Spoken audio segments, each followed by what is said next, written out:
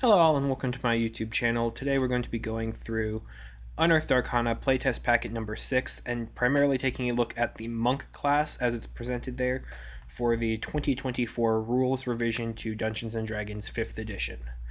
Okay, we have not actually gotten the Monk in any previous playtest packets, so let's just go ahead and jump right into the document here, and then later we'll go ahead and check out the interview and YouTube video kind of breaking down design decisions for this class. Okay, so let's go ahead and just jump right into it. Okay, so first and foremost, they identify the primary ability for the monk, dexterity and wisdom. Personally, I always think of the monk as more of a dexterity and intelligence type of class, but wisdom also makes sense for them. Okay, design notes. This is going to be the primary changes from the player's handbook in the 2014 edition.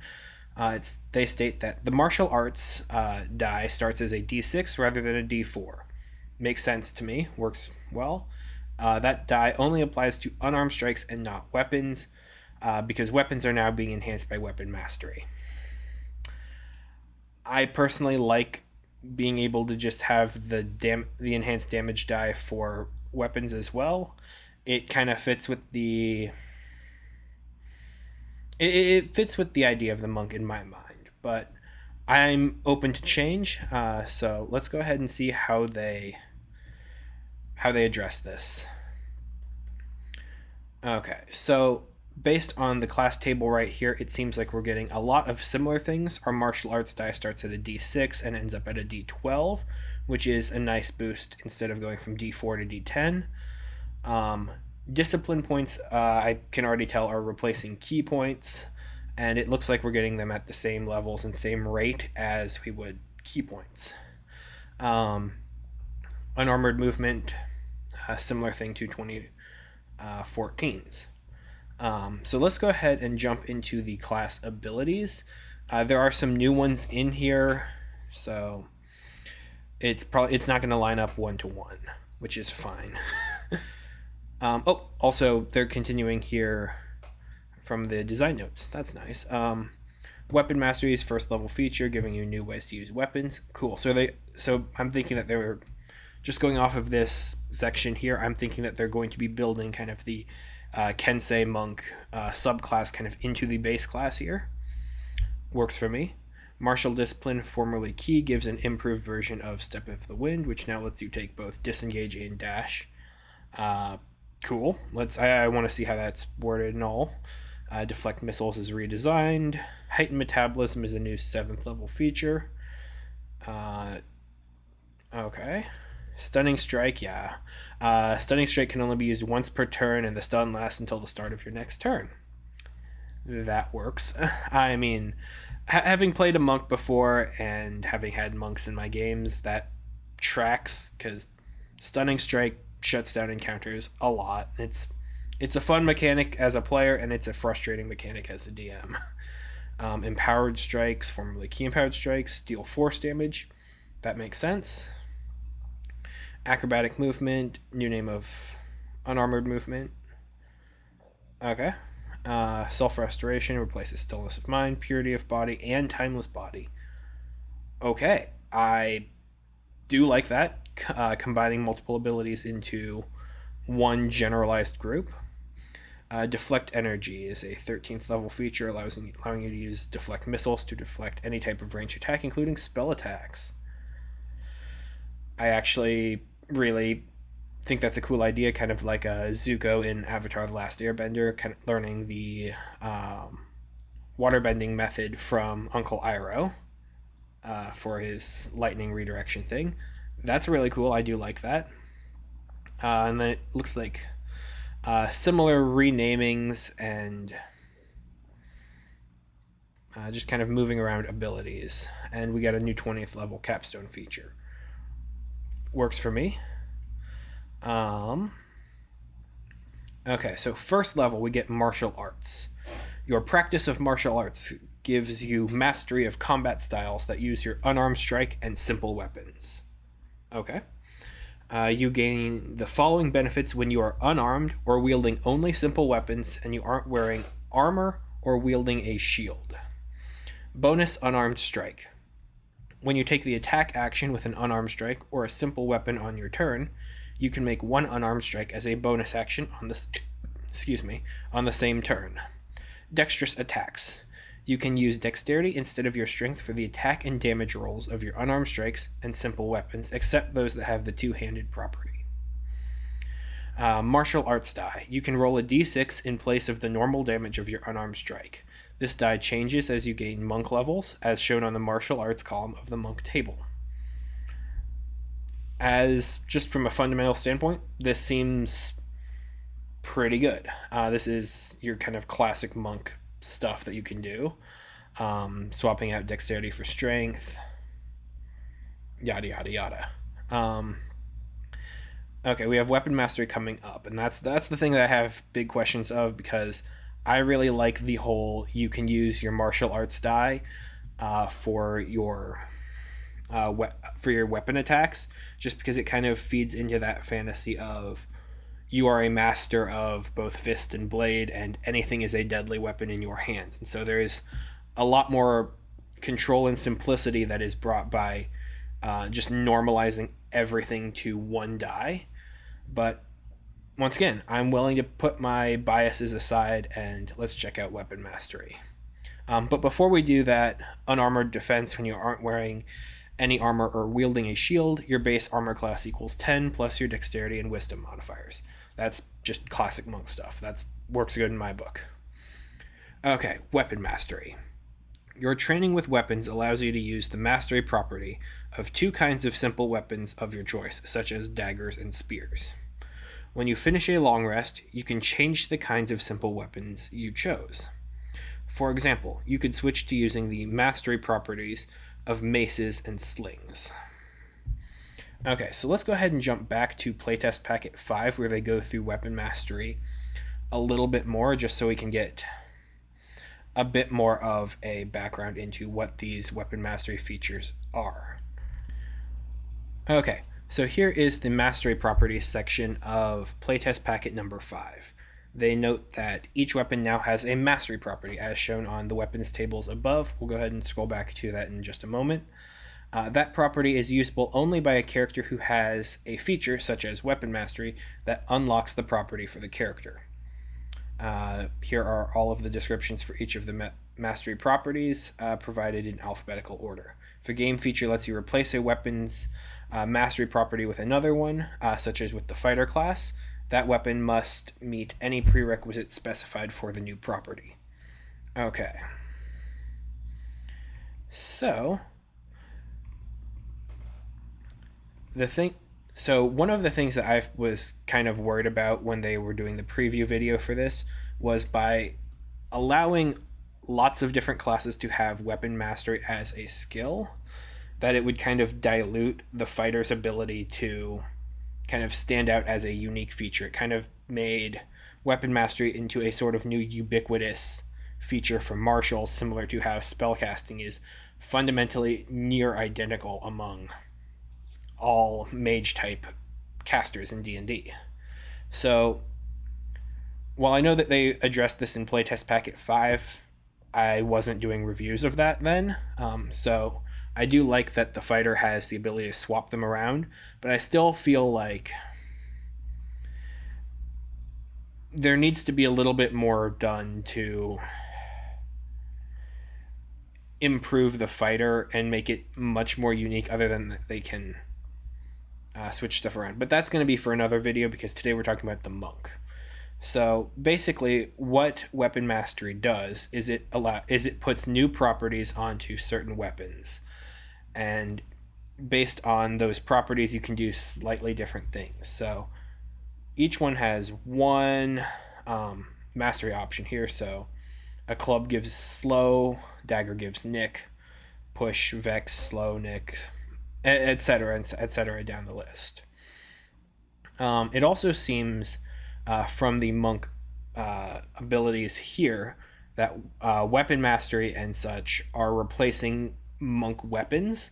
So you're only going to be using simple weapons instead of a mixture of simple and martial based on an arbitrary list that is a part of the monk table and monk description. I'm generally for that idea because it helps to, once again, break away different layers of obfuscation and distraction. So, simple weapons that monks can use, these are essentially your new monk weapons: the club, the dagger, the great club, hand axe, javelin, light hammer, mace, quarterstaff, sickle, spear. I I think those all kind of make sense as monk weapons. And then your simple ranged weapons are your light crossbow, dart, short bow, and sling.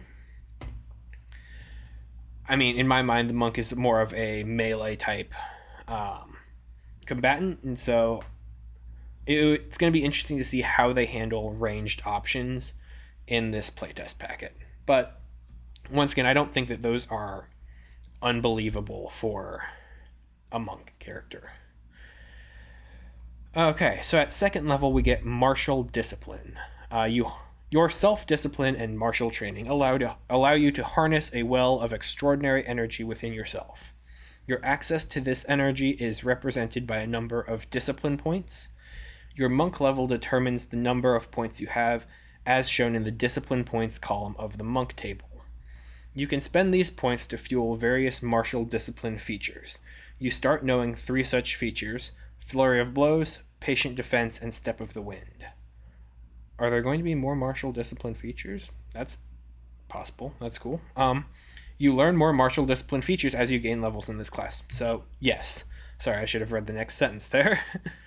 When you spend a discipline point, it is unavailable until you finish a short rest or long rest, at the end of which you regain all expended points. Some of your martial discipline features require your target to make a saving throw to resist the feature's effects. The saving throw DC equals 8 plus your proficiency bonus plus your wisdom modifier. Works for me. Okay, Flurry of Blows. Immediately after you take the attack action on your turn, you can spend 1 discipline point to make 2 unarmed strikes as a bonus action.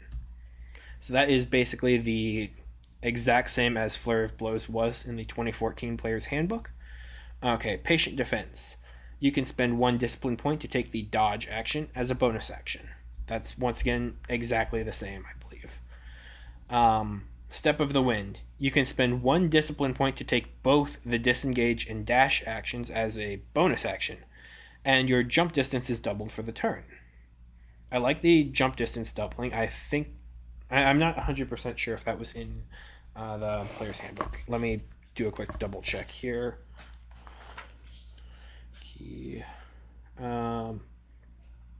Jump distance is doubled. Okay, so that is part of the standard Step of the Wind.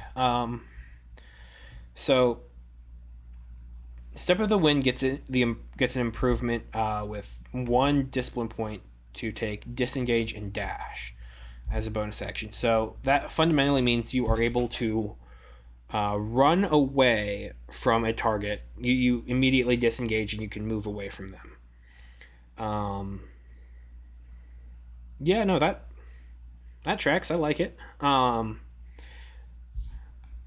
Previously, it was that you can spend 1 key point to take the disengage or dash action as a bonus action on your turn. Which a lot of the whole kind of monkness relies on the idea that the monk is able to zip in and out of a creature's combat range, and so they are sort of a midline fighter, hence the D8 hit die. So with the previous Step of the Wind incarnation being that you can take either disengage or dash with Step of the Wind, if you've already used your movement to move into combat range, you can disengage, which makes it easier to perhaps move out of range if you have additional movement left over, because 5th edition you can split dash and attack. But if you had already used all of your movement, you would gain no benefit from Step of the Wind. So Step of the Wind here grants you the ability to disengage and dash, so you can use any leftover movement plus another equal to your maximum movement to move away. That would allow you to move in and out of a creature's combat zone much more effectively, thus also allowing the creature to target other allies and preserve your hit points, since they are not upgrading the D8 hit die for this class to something that would befell more of a frontline fighter like a D10. So, from a fundamental game design standpoint, I do like this Step of the Wind improvement. Okay, at second level, Unarmored Movement. Your speed increases by 10 feet when you aren't wearing armor or wielding a shield. This bonus increases when you reach certain monk levels, as shown in the monk table. Okay, that works fine for me. So here, let's just go ahead and jump right back to that monk table so that we can see what levels you already get this on and see if that changed between editions. So we get the Unarmored Movement, or Agile Movement as they're calling it, or something like that, at second level. So 10 feet, 10 feet for second level, third level. Okay, so we get the first change at 6th level for 15 feet. That's the same in the 2014 book here. 10th level goes to 20, same. 14th to 25, yep. And 18th to 30. Yep, it looks like it's the exact same thing copied over. So this is fundamentally the exact same ability, it looks like. Let me just make sure that they had the whole clause about shields.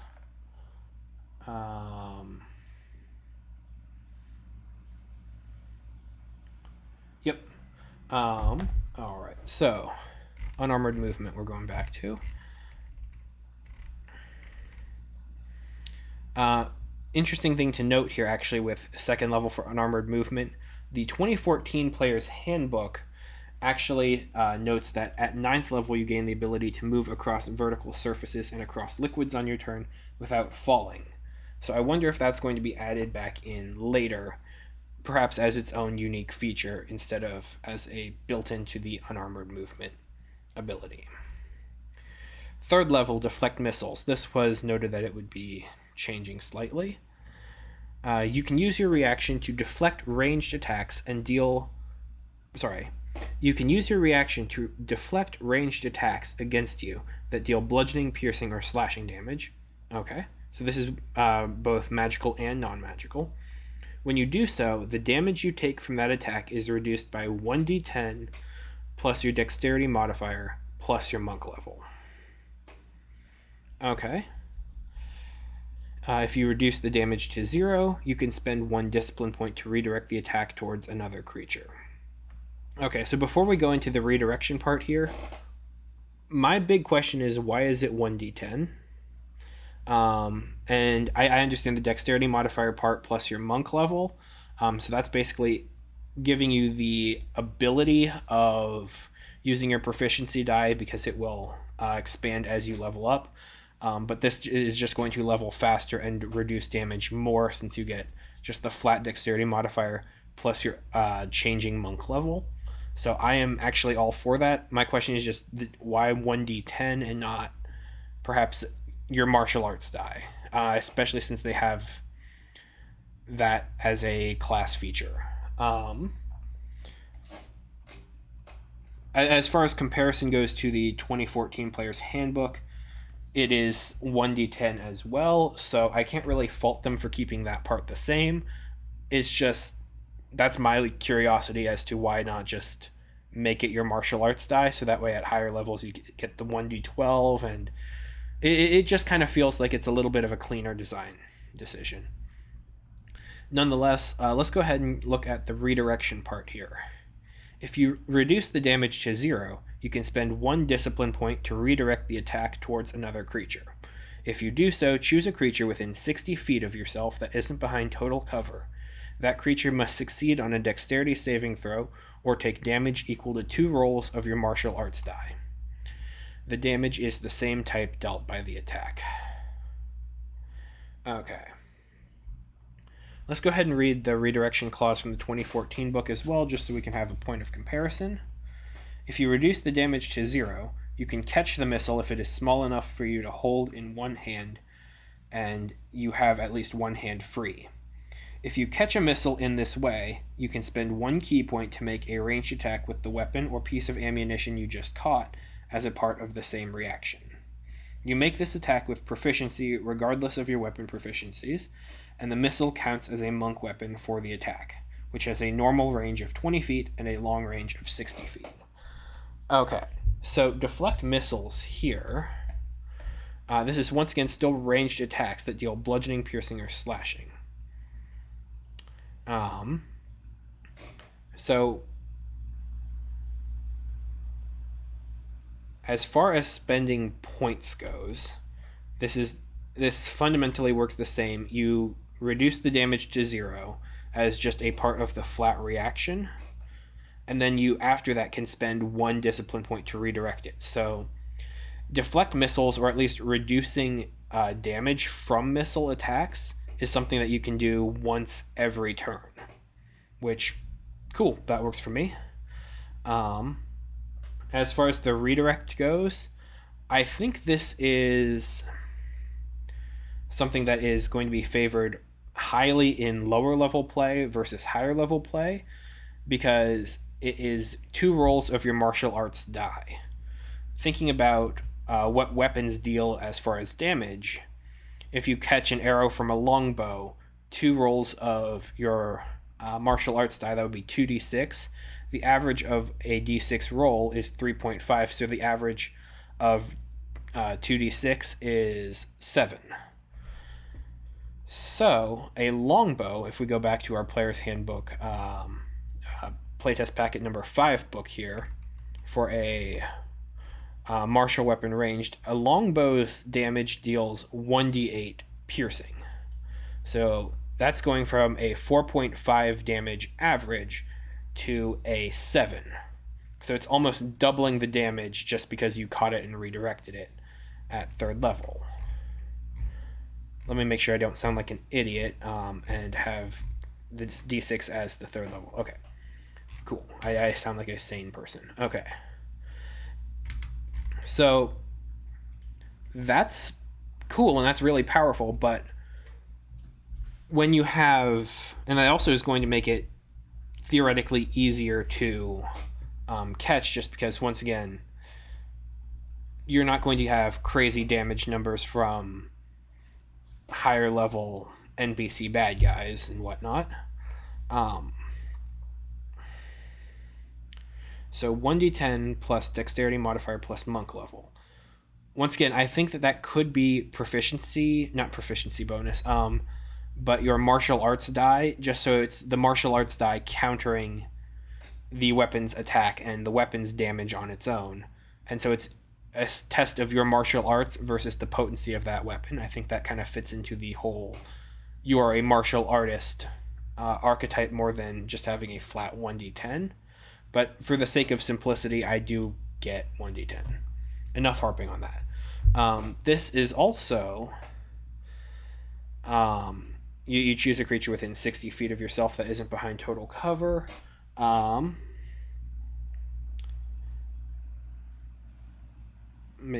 Sorry, I'm just checking this in here. Spend 1 key point with that. Okay, so this is actually a bonus to this class, just because instead of having disadvantage in between 0 and 20 feet, this is just a straight creature within 60 feet. You throw this weapon back at them. The thing that I don't quite like as much, but I completely understand why they did it for balance reasons, is that it's a dexterity saving throw instead of an attack roll. Because if they did an attack roll and have damage be equal to 2 rolls of your martial arts die, you can crit. And so that average roll of a 7 at 3rd level turns into an average roll of 14.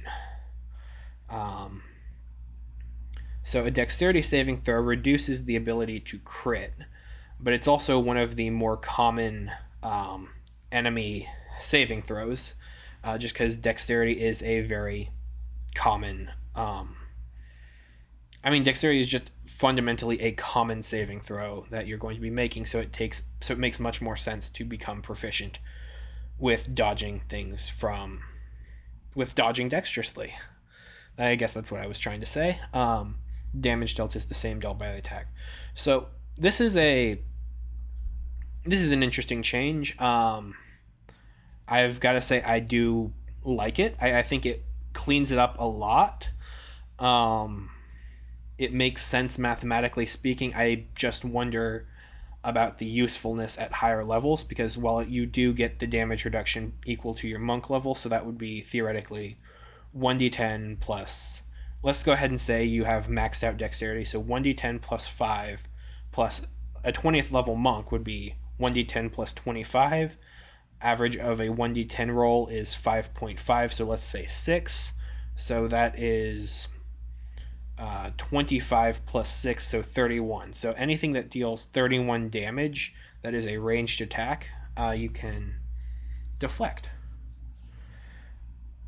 That makes sense. I do like that, yeah. You know, I am perfectly fine with how deflect missiles works here. That I quite like that. That is an easy, elegant solution. Yeah. Yeah. Okay. Third level, your monk subclass. You gain a monk subclass of your choice: the Warrior of Mercy, the Warrior of Shadow, Warrior of the Four Elements, or Warrior of the Open Hand. Okay. Subclasses are detailed in this class's description. For this playtest, refer to the Way of Mercy from Tasha's Cauldron of Everything for the Warrior of Mercy. Okay. A subclass is a specialization that grants you a special ability at certain monk levels. For the rest of your career, you gain each of your subclasses' features that are of your monk level and lower. So, pretty classic. They're going away from calling them monastic traditions to warrior of X, Y, and Z. I like the idea of tradition being as part of it, like the tradition of mercy, tradition of shadow, but warrior of mercy, warrior of shadow, that works as well. That sounds pretty cool. And once again, it's a simple word change. Why not? So we're going to actually dive into those monk subclasses later. However, it is something that I do think is very interesting. If all of these are included in this playtest packet, it is on the record that the player's handbook for the 2024 rules revision is going to contain 4 subclasses per class. So it looks like these are the ones that made it, the ones that they're going to include with the updated player's handbook. So it's going to be Mercy, Shadow, Four Elements, and Open Hand. Do with that information what you will, but that kind of makes sense in my mind.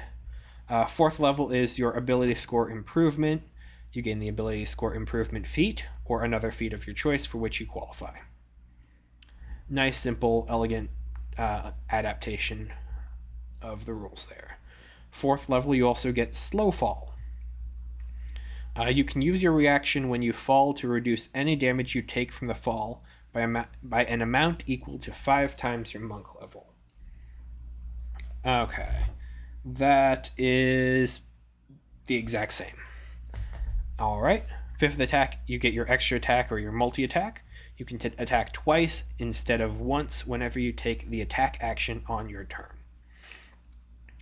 Works fine in my book. Excuse me again, sorry. 5th level, you get Stunning Strike. Once per turn, when you hit a creature with a simple weapon or an unarmed strike, you can spend 1 discipline point to attempt a Stunning Strike. The target must succeed on a Constitution saving throw or have the stunned condition until the start of your next turn. Okay, so we knew Stunning Strike was going to be getting a nerf. I do completely agree with the whole once per turn when you hit a creature with a simple weapon or an unarmed strike. I like that it is likewise a part of that attack.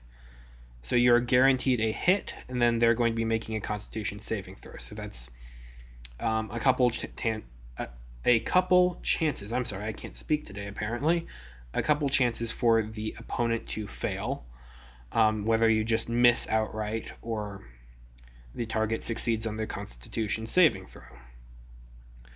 And so it's still 1 discipline point, and it's still the stun condition. So the nerf here comes with it just being once per turn when you hit. Another thing that I do note here is until the start of your next turn.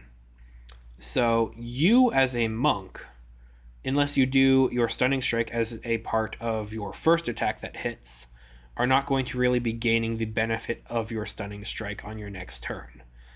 The way that the previous edition, not previous edition, but the 2014 Player's Handbook works is with Stunning Strike. Starting at 5th level, you can interfere with the flow of ki in an opponent's body. When you hit another creature with a melee weapon attack, you can spend 1 ki point to attempt a Stunning Strike. The target must succeed on a Constitution saving throw, or be stunned until the end of your next turn. So, with the 2014 book here, it's until the end of your next turn, allowing you to gain the benefits of a stunned opponent as you are popping them, I guess, as you are continuing your unarmed strikes against the opponent on your next turn. This one here, the stun condition ends at the start of your next turn, so they become conscious again, and you have to, then reapply the stun first hit, essentially, to continue the effect if you would like to benefit from Stunning Strike. So that is something that I personally would like to see changed back. I think that having the stun condition until the end of your next turn allows you the freedom to gain the stun bonus for any number of remaining hits on your turn, and then guarantees that you're going to be able to take advantage of it on your following turn. Because it's going to last as far as creature who is stunned can. It's going to last for all of your opponents anyway, either way on the 2014 or 2024 revision. So it feels like they are nerfing the monk's ability to take advantage of Stunning Strike by just having the condition end at the start of your turn instead of the end. With that said, Stunning Strike did need to be reined in a bit, so you couldn't be attempting Stunning Strikes every time. And so, once again, I actually kind of like this because it does simplify the rules. When you hit another creature with a melee attack, so once again, this is on a hit.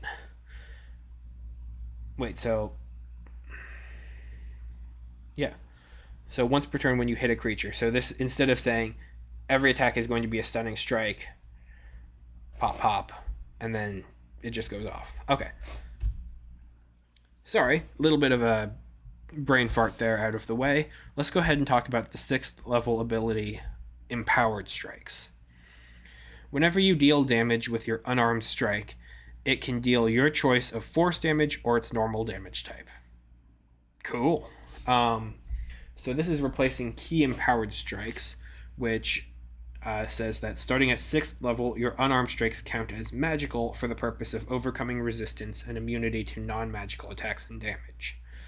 I actually like the change to force damage here, just because force damage, 1, is the least common resisted damage type in the game.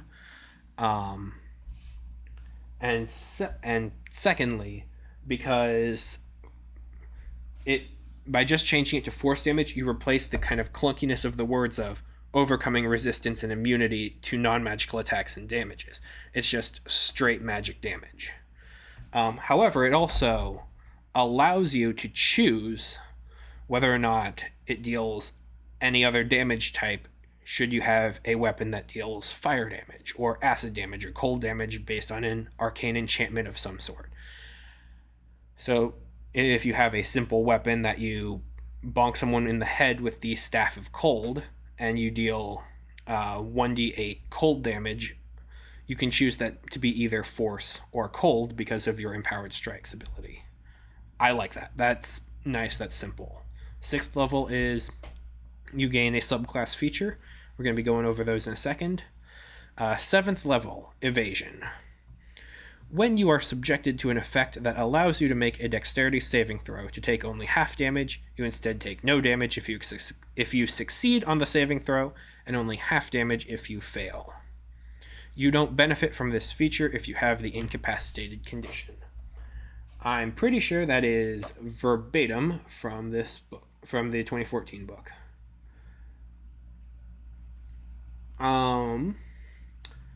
Actually, it is slightly nerfed in that the 2014 Player's Handbook does not have the condition where you don't benefit from it if you're incapacitated, but I think that kind of makes sense. So, 7th level evasion ability here works all good in my book.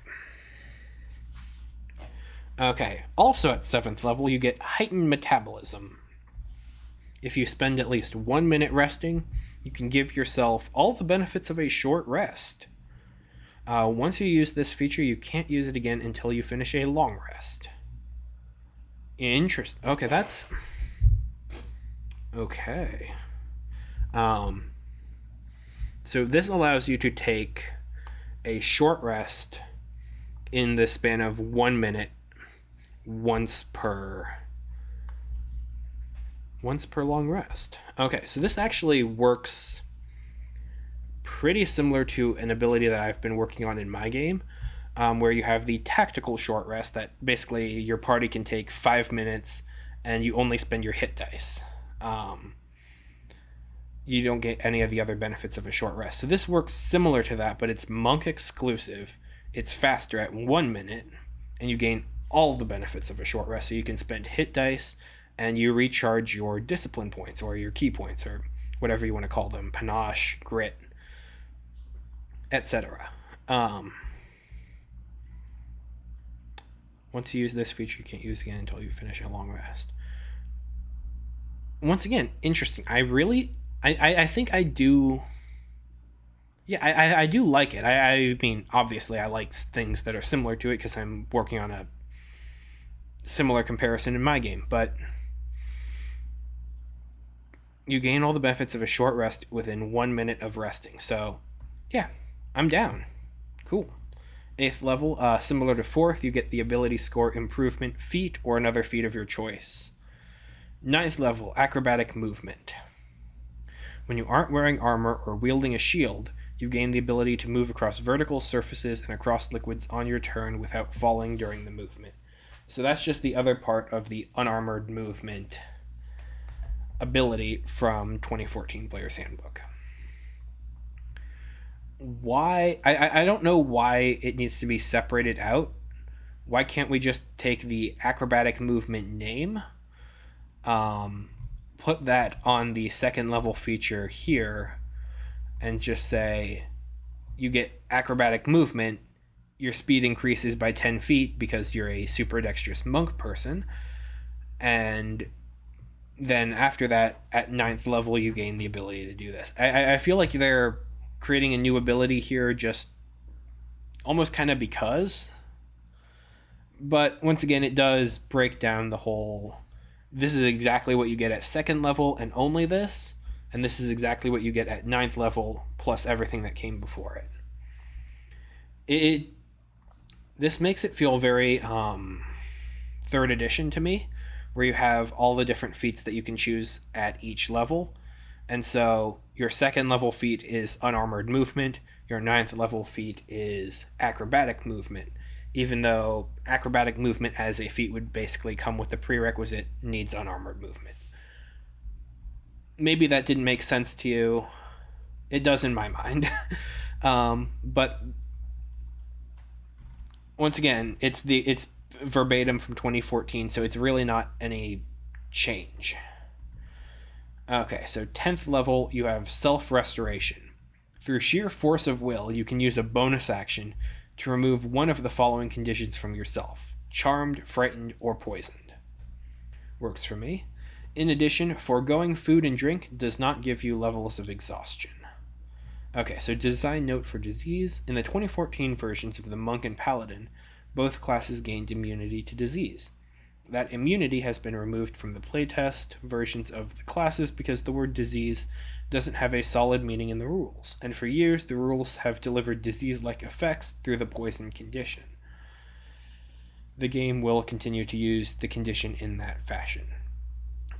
You know, that makes sense. I think perhaps if we have poison damage, we could have the diseased condition instead of poisoned, or I don't know if poisoned is the right word for having a disease condition, but from a purely mechanical standpoint, that does make perfect sense because it just allows you to focus on the mechanics instead of kind of the narrative around it.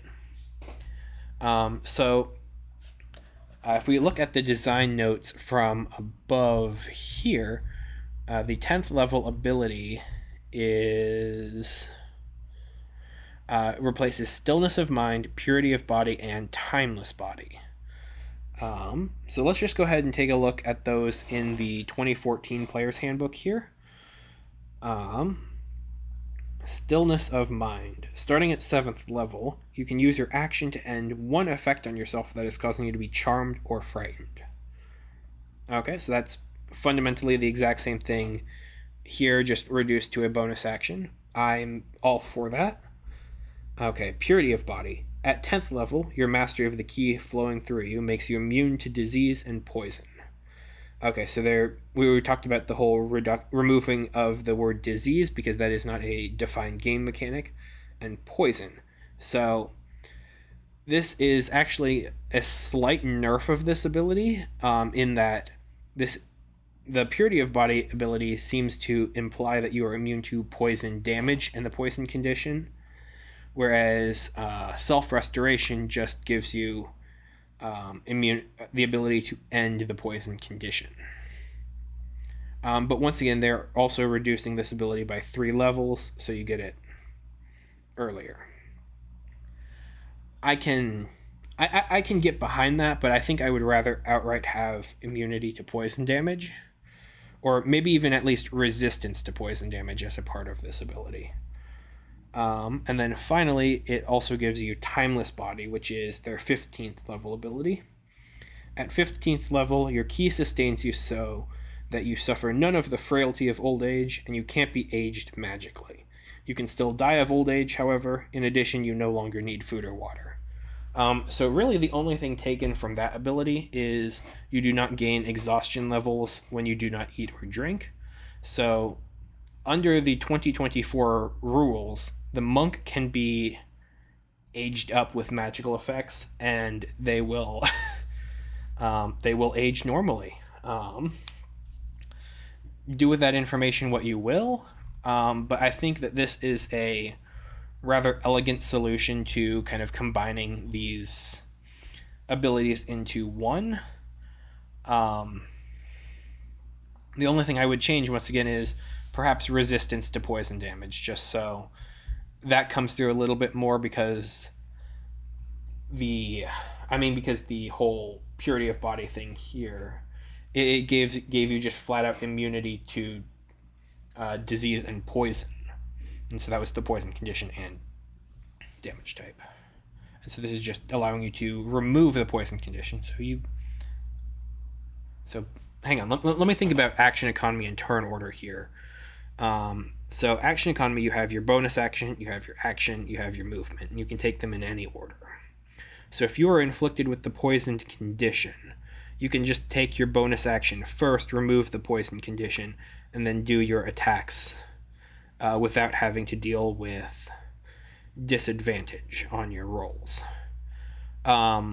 If you do not take the bonus action to heal yourself, you have disadvantage on all of your attacks, and then you could use your bonus action for flurry of blows. So is it better to have 4 attacks with disadvantage or 2 attacks without disadvantage on a turn? I don't know. That's going to be up for the player to decide, but once again, I do like the ability of giving the agency back to the player to say, you can wait, it's also only one of the following conditions: charmed, frightened, or poisoned. So if you're suffering from 2 of these conditions, you just choose one of them and you're still either charmed or frightened or poisoned. You know what? From a mechanical standpoint, I can see why they're doing this, because if you remove all of those conditions at once using a bonus action, that does seem powerful. Perhaps there could be a clause in here for 10th level where you can use an action, you can use your full action to just remove all of those conditions. I feel like that would be a kind of nice trade-off, since it would be, then you can use your bonus action to bonus action stuff. But overall, self-restoration, I do think it's a pretty decent ability here. Okay, subclass feature. You gain a feature from your monk subclass at 11th level. Not bad. 12th level, ability score improvement. You gain an ability score improvement feat or another feat for your choice for which you qualify. Fine by me. 13th level, deflect energy. So this is your arcane redirection here. You can now use your deflect missiles feature against ranged attacks that deal any damage type, not just bludgeoning, piercing, or slashing. So this is going to be your spellcasting attacks. Okay, how do we feel about this? Against ranged attacks that deal any damage type. So let's go ahead and reread that, or at least retake a look at deflect missiles here.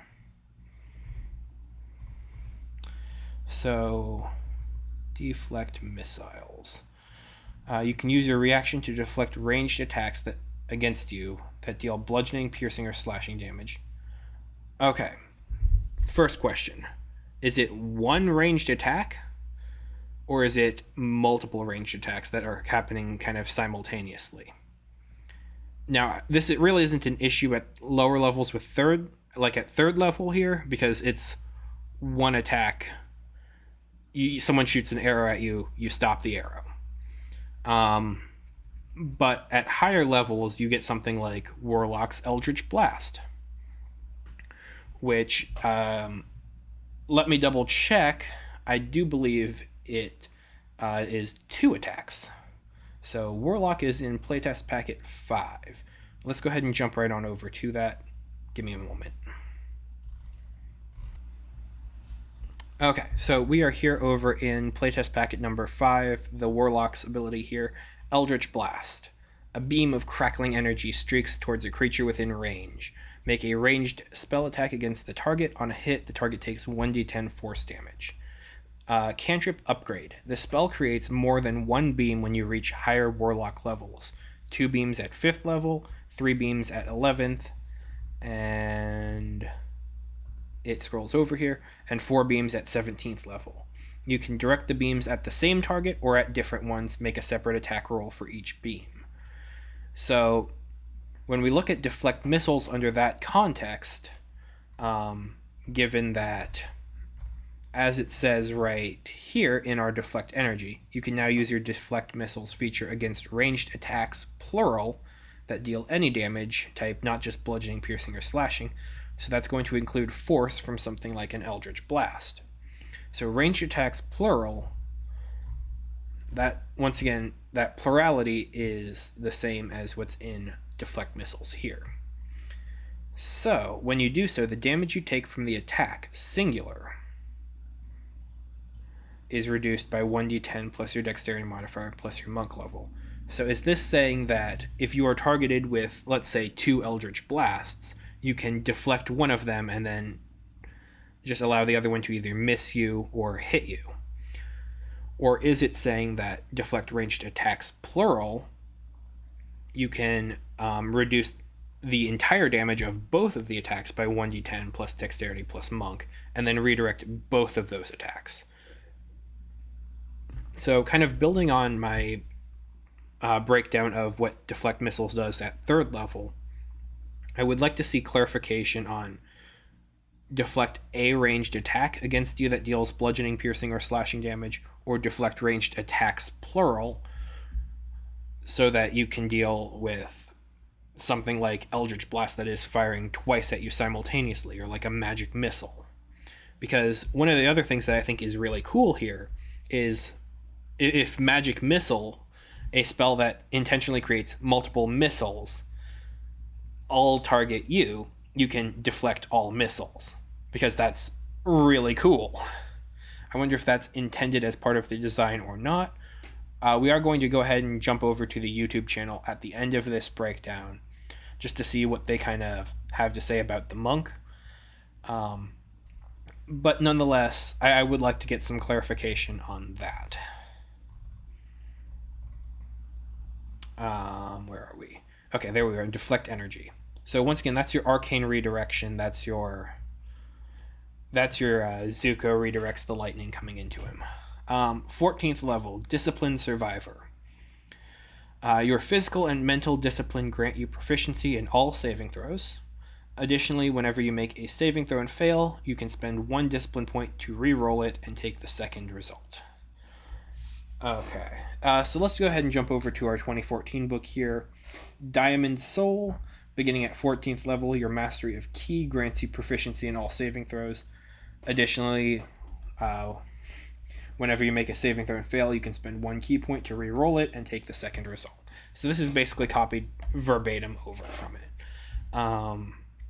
So as far as mechanical discussion, I think it's basically to stay the same. It's fine.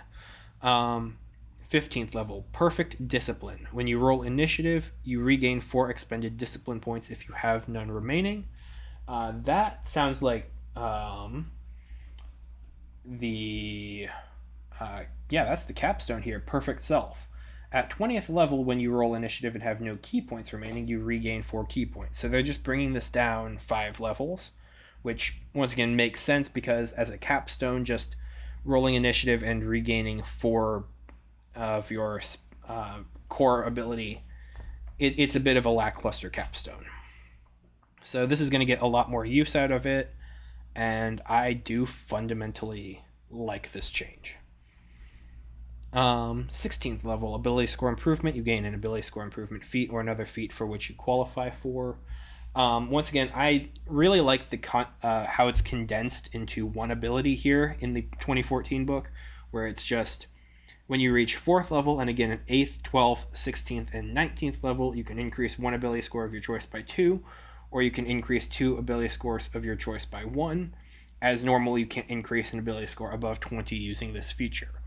So why can they not just put in at 4th level here, when you reach 4th level, and again at 8th, 12th, 16th, and 19th level, you gain the ability score improvement feat or another feat of your choice for which you qualify for. Something tells me that, or at least I personally hope that that's how they handle it when we go forward into actually printing a 2024 rules revision player's handbook, just because it reads easier, especially since you're putting ability score improvement on the table for the class. 17th level, you gain a monk subclass feature. 18th level, you gain superior defense. As a bonus action, you can spend 3 discipline points to perfectly bolster yourself against harm for 1 minute or until you are incapacitated. During that time, you have all resistance to all damage except for force damage. Okay. Is this already an ability? No. Bolster yourself against harm for 1 minute or until you are incapacitated. So this is just giving you free resistances. It kind of feels like a Barbarian's Rage, except it's a little bit more broad, so it's more of a Bear Barbarian's Rage from the 2014 book. Bolster yourself against harm for 1 minute, so that's 10 rounds of combat, or until you are incapacitated. During that time, you have resistance to all damage except for force. I think that that's a pretty reasonable trade-off for 3 key points, or 3 discipline points. I like that ability. It feels like a reasonable 18th level sort of thing. Okay, 19th level, you get the ability score improvement. Okay, 20th level, Defy Death. When you drop to 0 hit points, you can spend 4 discipline points, roll 4 martial arts dice, and add the dice together. So that's going to be 4d12 at 20th level. Your number of hit points instead changes to the total rolled. Okay. So 1d12's average is 6.5. 6.5 times 2 is 11. 11 times 2 is 22. So the way that this works is when you hit 0 hit points, you roll four dice and you score between 4, 12 times 4, 12 is 24, 48. So you get between 4 and 48 hit points back, with an average number around 22. Each time you use this feature after the first, the discipline point cost increases by 2. When you finish a short or long rest, the discipline cost resets to 4. So you drop to 0 hit points, you spend 4 discipline points, roll 4 martial arts dice.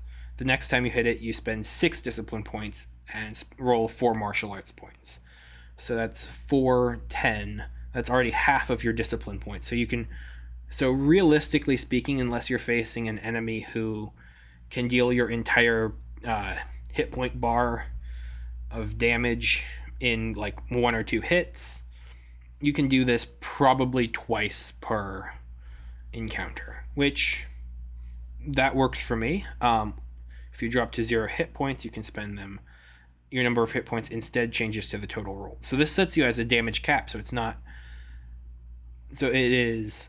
So you do not actually hit 0 hit points for an ability that would otherwise just straight up kill you.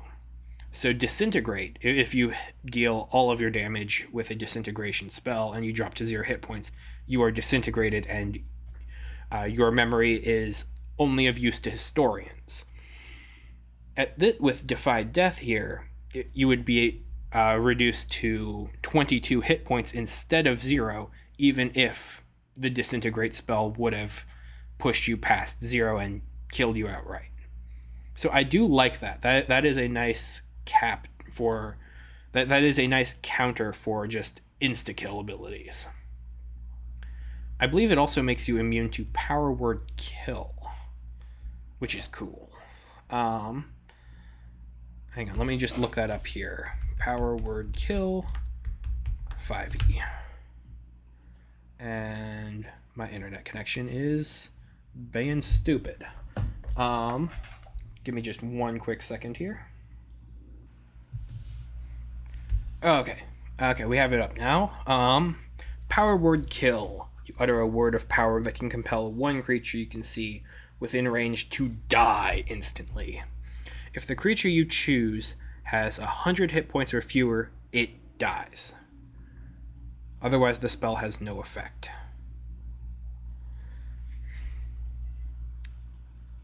Okay, so actually that would not counter Power Word Kill, because Power Word Kill, if you have 100 hit points or fewer, you just die outright. You are not reduced to 0 hit points. Clever. Okay, that's actually... Okay. But it does counter something like a Disintegrate. Actually, now I have to check.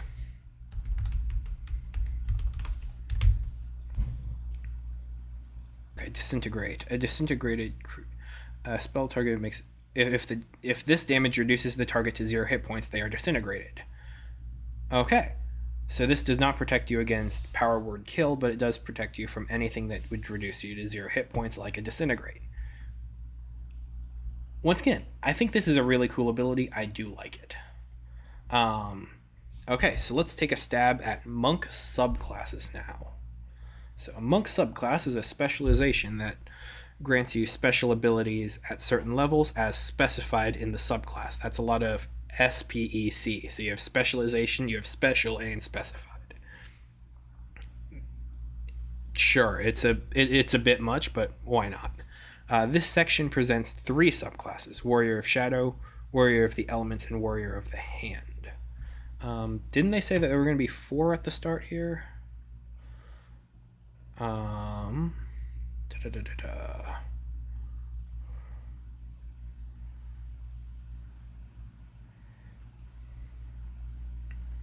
Monk subclasses. Okay. Warrior of Mercy, Shadow, 4 Elements, and Open Hand. So Warrior, Mercy, Shadow, 4 Elements, Open Hand. So we have 3 subclasses: Shadow, Elements, and Hand. So we do not have Warrior of Mercy. So it's saying to just refer to the Tasha's Cauldron of Everything.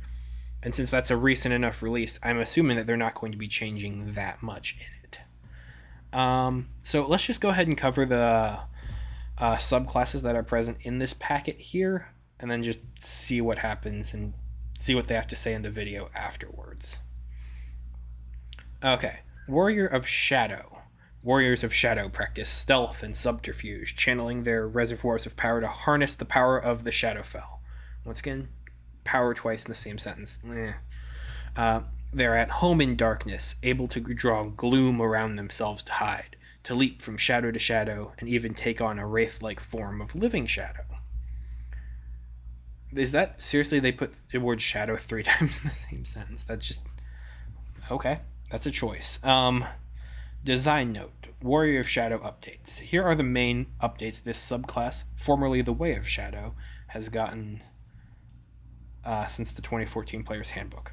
Shadow Arts has been redesigned, giving the monk dark vision, a darkness that costs fewer discipline points than before, and the darkness can be moved each turn during the duration of the spell.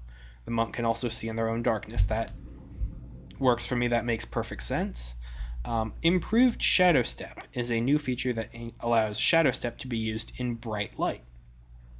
Okay. Cloak of Shadows has been moved to 17th level and redesigned to empower the monk while in dim light or darkness. Okay, so wraith-like form of living shadow. That sounds cool. I'm assuming that's the Cloak of Shadows. Okay, so 3rd level, Shadow Arts. Through rigorous training, you have learned to draw on the power of the Shadowfell, gaining the following benefits. Darkness. You can spend 1 discipline point to cast the darkness spell without any spell components. Okay, cool. You can see within the spell's area, and you can cast it with this feature. While the spell persists, you can move its area of darkness to a space within 60 feet of you at the start of each of your turns. Okay, first thing on this, I do like this. I like this ability quite a lot. However, if you're a multi-class monk and wizard, or a multi-class monk and warlock, can we cast darkness with discipline points and our spell slots? Or do we have to re-prepare darkness as a wizard to cast darkness? Because this feels like an always-on sort of thing. I'd like to see the use of the technology of you can use this ability through you can cast this ability through your discipline points or through any spell slots that you have. Similarly, while the spell persists, you can move its area of darkness to a space within 60 feet of you at the start of each of your turns. I feel like that could just be built into the darkness spell as a whole, so you can just kind of start moving its area of influence around, and I think that would be a decent update and upgrade to darkness as a spell. And you could do a similar thing with similar technological thing with silence, or where you can just move that area around, and instead of having to creep through a silent space and then recast it, you can just have that silence move with you, or the point stands. I think that being able to move the area of effect of a spell that debuffs others, like darkness or silence, is a great benefit to the class. And if you want to maybe put that behind a casting level thing where darkness is, I believe, a 2nd level spell, you can only move it if you cast it with a 3rd level spell slot or higher. That works for me as well. But nonetheless, the whole Shadow Arts thing here, being able to cast the darkness spell, move it around, I think that is a really cool ability. Dark Vision. You gain Dark Vision with a range of 60 feet. If you already have Dark Vision, its range increases by 60 feet. Okay, so that's works well for me. Where does it say that you can see within your darkness? Because I believe they mentioned that in the design note here. The darkness can be moved each turn during the duration. The monk can also see in their own darkness. I feel like that is something that you could add into this dark vision here condition. You can see within the spell's area when you cast this feature. I guess that makes sense to pair with the spell, but fine. You know what? Works for me. You gain dark vision 60 feet. If you already have it, it increases by 60. So that's building on a lot of the technology from recent books where instead of if you have two dark vision conditions, you just use the one that has the farther range. This one will give you, if you have dark vision at 60 feet, if you already have it, you get 120 feet now. So I think WotC is trying to just buff their vision abilities here, so that way something like the Twilight Cleric that gives everyone in their party 300 feet of dark vision doesn't seem as crazy. um, but hey, that you know what? This kind of works for me. So it's just giving you further and further dark vision. Shadowy Figments. You know the Minor Illusion cantrip and use Wisdom as the spellcasting ability for it. Okay. Let's pull up Minor Illusion here, just because I want to double check something.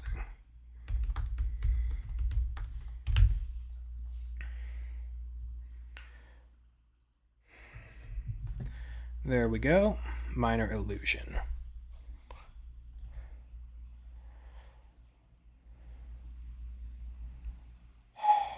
Thank you, AT&T. Okay, Minor Illusion. You create a sound or image of an object that lasts for the duration. The illusion also ends if you dismiss it as an action or cast the spell again. If you create a sound, the volume can be etc., etc. So if a creature uses its action to examine the sound or image, the creature can determine that it is an illusion with a successful intelligence check against your spell save DC. So that's why they highlighted the fact that it is cast with your Wisdom. Okay, that makes sense. Just because I wasn't personally remembering if Minor Illusion had a difficulty class, and so it's if you're going to examine it, you can use Wisdom as the DC.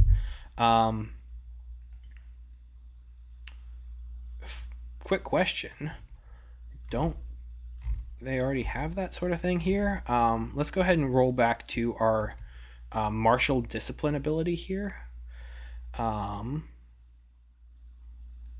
it does not. That's another interesting change from key here, because you had your key features. Some of your key features require your target to make a saving throw to resist the feature's effects. The saving throw DC is calculated as follows: key save DC equals 8 plus your proficiency bonus plus your Wisdom modifier. So it basically allowed key to serve as your sort of spellcasting ability. So why did they pull key save DCs out of martial discipline if you're just going to get basically the exact same thing back for your spells? I feel like it would be cleaner design to put the discipline DC into your martial discipline and then say, you know, the Minor Illusion cantrip and use your martial discipline difficulty class. I mean, using Wisdom as the spellcasting ability does make sense because that's how spellcasters work. I don't know. I could go either way, but I think it's cleaner design to have the martial discipline difficulty class. Just because Shadow Arts, you're spending discipline points to cast darkness.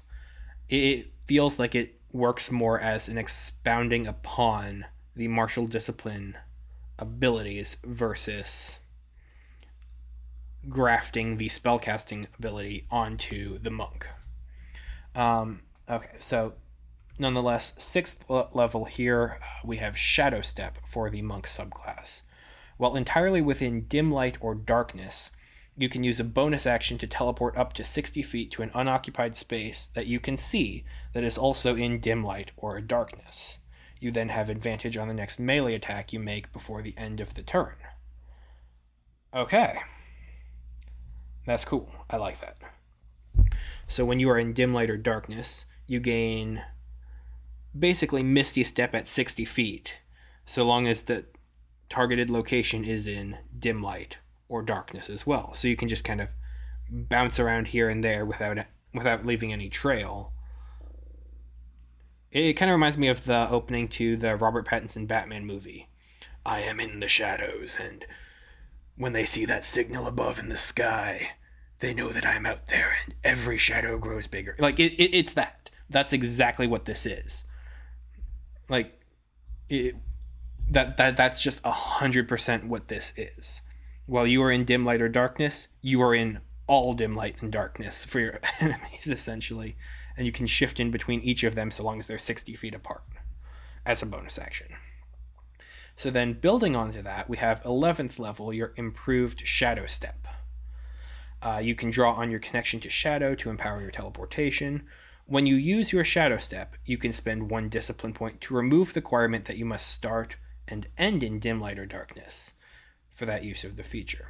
As a part of this bonus action, you can make an unarmed strike immediately after the teleportation. Okay, so 11th level here. So we're going to be attacking twice. So this is a third attack, basically, as a part of it. So let's think about how this works. So you start in Shadow. You can bamf yourself out of Shadow 60 feet. Make an attack. Yeah.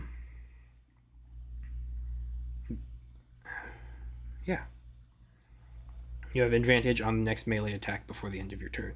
So this unarmed strike that you immediately take as a part of that bonus action is then automatically at advantage. That's cool. I think that this would also work really well as a rogue subclass, because these Warrior of Shadow abilities feel like they belong with a rogue as well as a monk. So to end in dim light or darkness. So either you are exploding out of the darkness to make 3 attacks, the first one at advantage, or you are just immediately vanishing into a cloud of darkness and then appearing in the shadows before bamfing away, essentially. Once again, I like this. I think this is a really good set of abilities here. And it's really good as far as Shadow Step is at 6th level, and then the improvement stands well on its own. That's an important part. And so then, instead of just having 2 attacks as well, you get a 3rd attack at advantage. Works for me. I'm still looking for that Wraith-like form of Living Shadow, so let's see if that the 17th level ability, Cloak of Shadows, gives you that. Cloak of Shadows. As a bonus action, while entirely within dim light or darkness, you can spend 3 discipline points to shroud yourself with magical darkness for 1 minute, until you have the incapacitated condition, or until you end your turn in bright light. Okay. So this is something that is entirely countered by the daylight spell.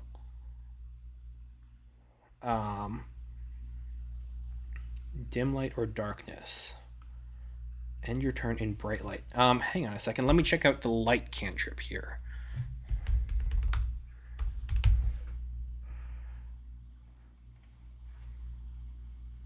Okay.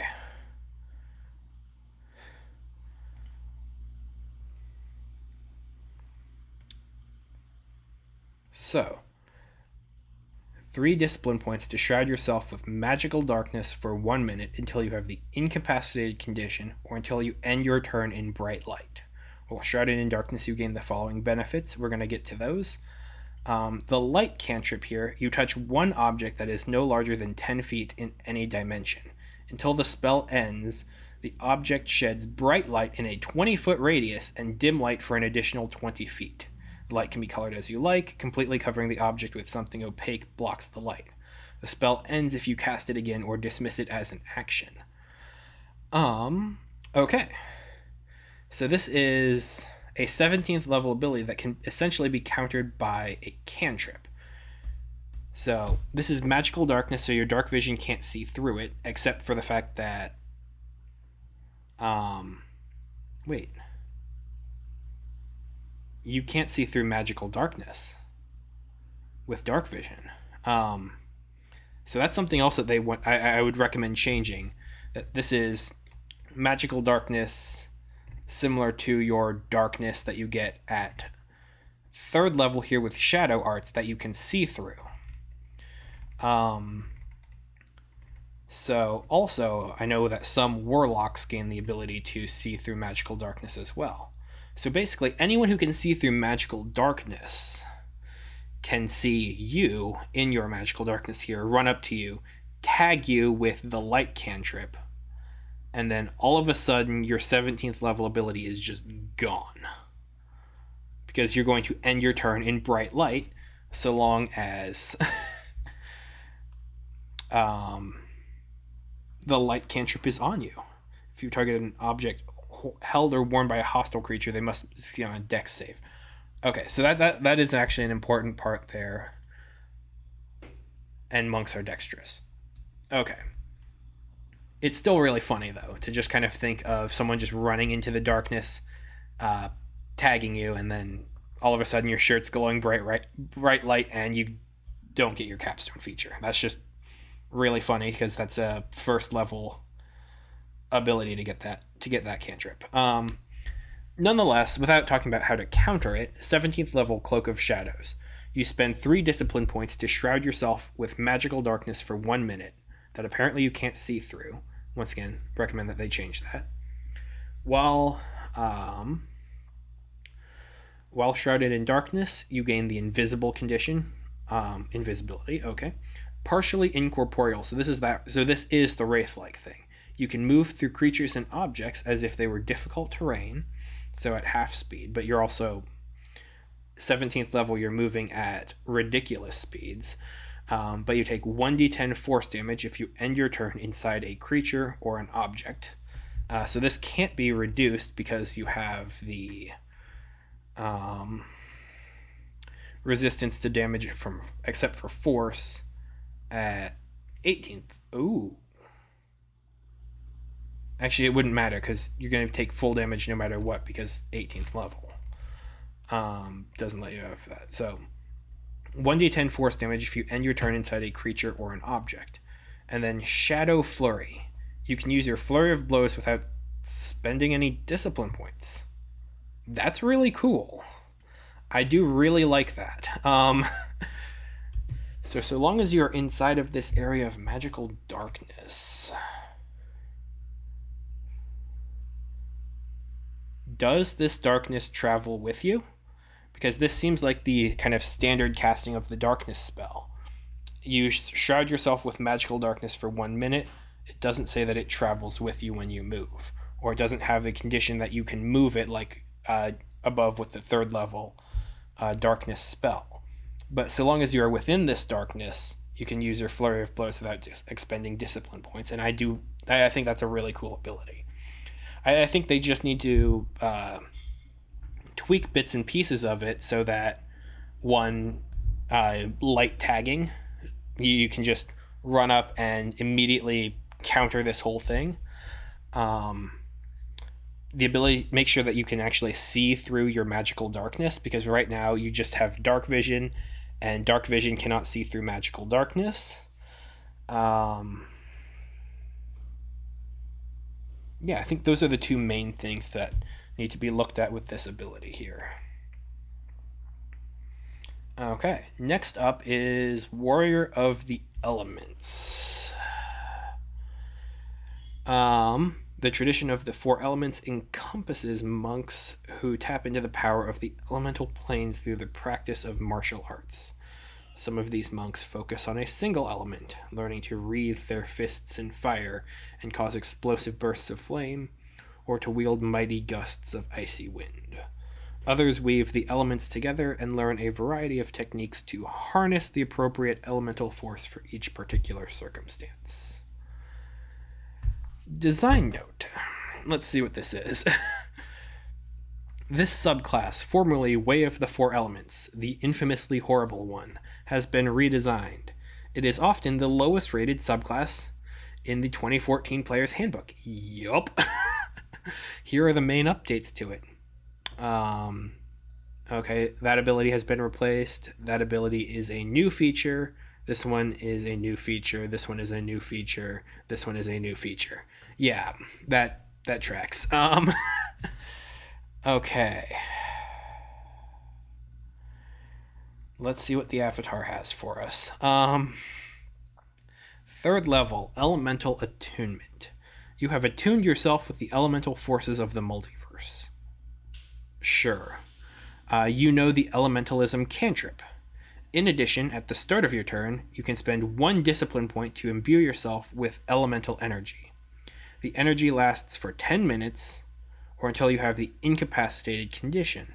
You gain the following benefits for the duration. So it seems like incapacitated is going to be the anti-monk condition. So at the start of your turn, you can take this on as 1 discipline point, and you gain all of these abilities. Elemental Strikes. Whenever you hit with your unarmed strike, so this is only unarmed strike, this is not with any simple weapons as well, you can cause it to deal your choice of acid, cold, fire, or lightning damage rather than its normal damage type. Well, if it's an unarmed strike, its normal damage type, is always going to be bludgeoning, right? But you get to choose acid, cold, fire, or lightning just on the fly. That's really powerful. Okay, so when you deal one of these types with your unarmed strike, you can also force the target to make a strength saving throw. On a failed save, you can move the target up to 10 feet towards or away from you as elemental energy swirls around it. Okay, so I see that they have reach here, because otherwise that wouldn't make any sense. When you make an unarmed strike, your reach is 10 feet greater than normal as elemental energy extends from you. So just as a formatting thing here, I would say we should take this whole thing here. When you deal one of these types with your unarmed strike, you can force them to make a saving throw, and just call that a new ability here that you get with it, because you're already getting all of these for 1 discipline point. And so Elemental Strikes is wildly powerful, where you just swap out damage types for your unarmed attacks. And then you have Reach, which increases your reach by 10 feet, which bugbears exist, so that's scary. Bugbears with glaives exist, but you can't put an elemental strike on your glaive. Fine.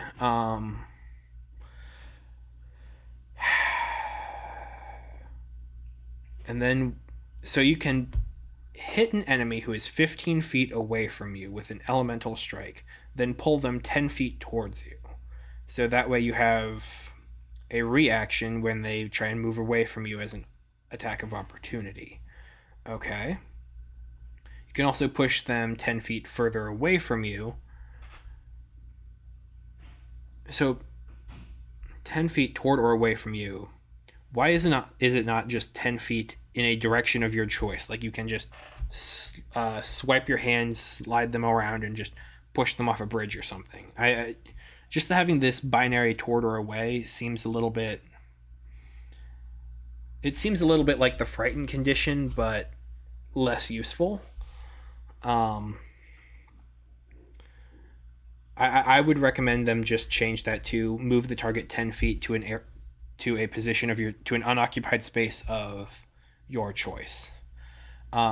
Similarly with elemental strikes, oh gosh, this is a really cool ability because it allows you to custom tailor make all of your unarmed strikes to the enemies who are around you. So if you have a creature who is vulnerable to acid next to a creature who is vulnerable to cold, you can pop with acid damage, and then you can hit with cold damage for 2 of your 4 strikes each. Stances. I legitimately think stances should exist with this, where you can hit once with like acid damage, and then until the start of your next turn, your attacks deal acid damage. So that way you have choice, but it's also not pigeonholing you into only dealing cold, only dealing fire until you take like a long rest or something. If you want it to be this versatile, have it be something where you just trigger it on the first attack that hits, versus... I don't know. I think this needs to be reined in a little bit, because being able to deal 4 different elemental damage types, a turn with 4 different attacks from your 2 attacks and your 2 flurry of blows is, I mean, granted, this is a 3rd level ability, so you don't have 2 attacks yet. So, but the point still stands. 4 damage types, 4 different attacks. I think it's really cool for sussing out, like, what a creature is resistant to or immune to or vulnerable to. But I think it needs to be reined back because, one, it just feels like it feels chaotic if you're using all of them at once as a part of an action and bonus action. And also, I think it's interesting here that they also specified that acid, cold, fire, and lightning, those are your elemental damage types. I mean, personally, I like to think of necrotic more than acid, but acid does make sense. Cool. I still think we need to have a way to kind of slow down what your choices are so that you can enter your different stances, but this is already significantly way better than the way of 4 elements from the 2014 Player's Handbook. Like, I'm not, like, similar to how I just didn't go back to the Player's Handbook for the Shadow, because I think these subclasses need to stand on their own. I'm not going to go back to it because, one, the subclass needs to stand on its own, and I'd rather not look at the 4 elements monk again. 6th level, Environmental Burst. As a magic action, so this is your spellcasting action stuff, you can spend 2 discipline points to cause environmental energy to burst in a 20-foot radius sphere.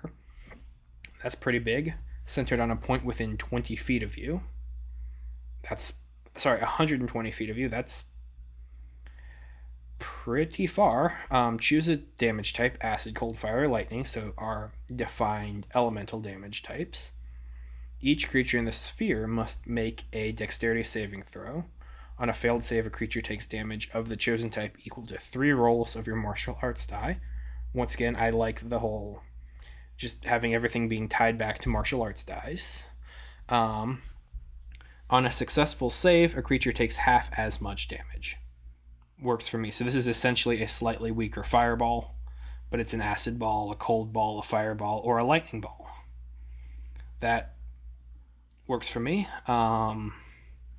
Before or after you take this action, you can make 1 unarmed strike as a bonus action. So this is what? This isn't... Okay, so this is a magic action. So having this clause here for the unarmed strike as a bonus action, that's just so that you can trigger your flurry of blows afterward. I get why they're doing that. I'm not a huge fan of just kind of tacking this unarmed strike on at the end, especially because you are literally throwing a giant burst of magical damage at somebody. And let's see here. Unarmed strike is a bonus action. Oh, 1 unarmed strike as a bonus action, so that's not as a part of the action. So you are not getting your flurry of blows off of this. But couldn't you just do 1 unarmed strike as a bonus action anyway? Like, get rid of that. That's meaningless. Because you can take your bonus action in any order. Okay, so this is just the actual part here that matters is, as a magic action, you spend 2 discipline points to Exploded Place.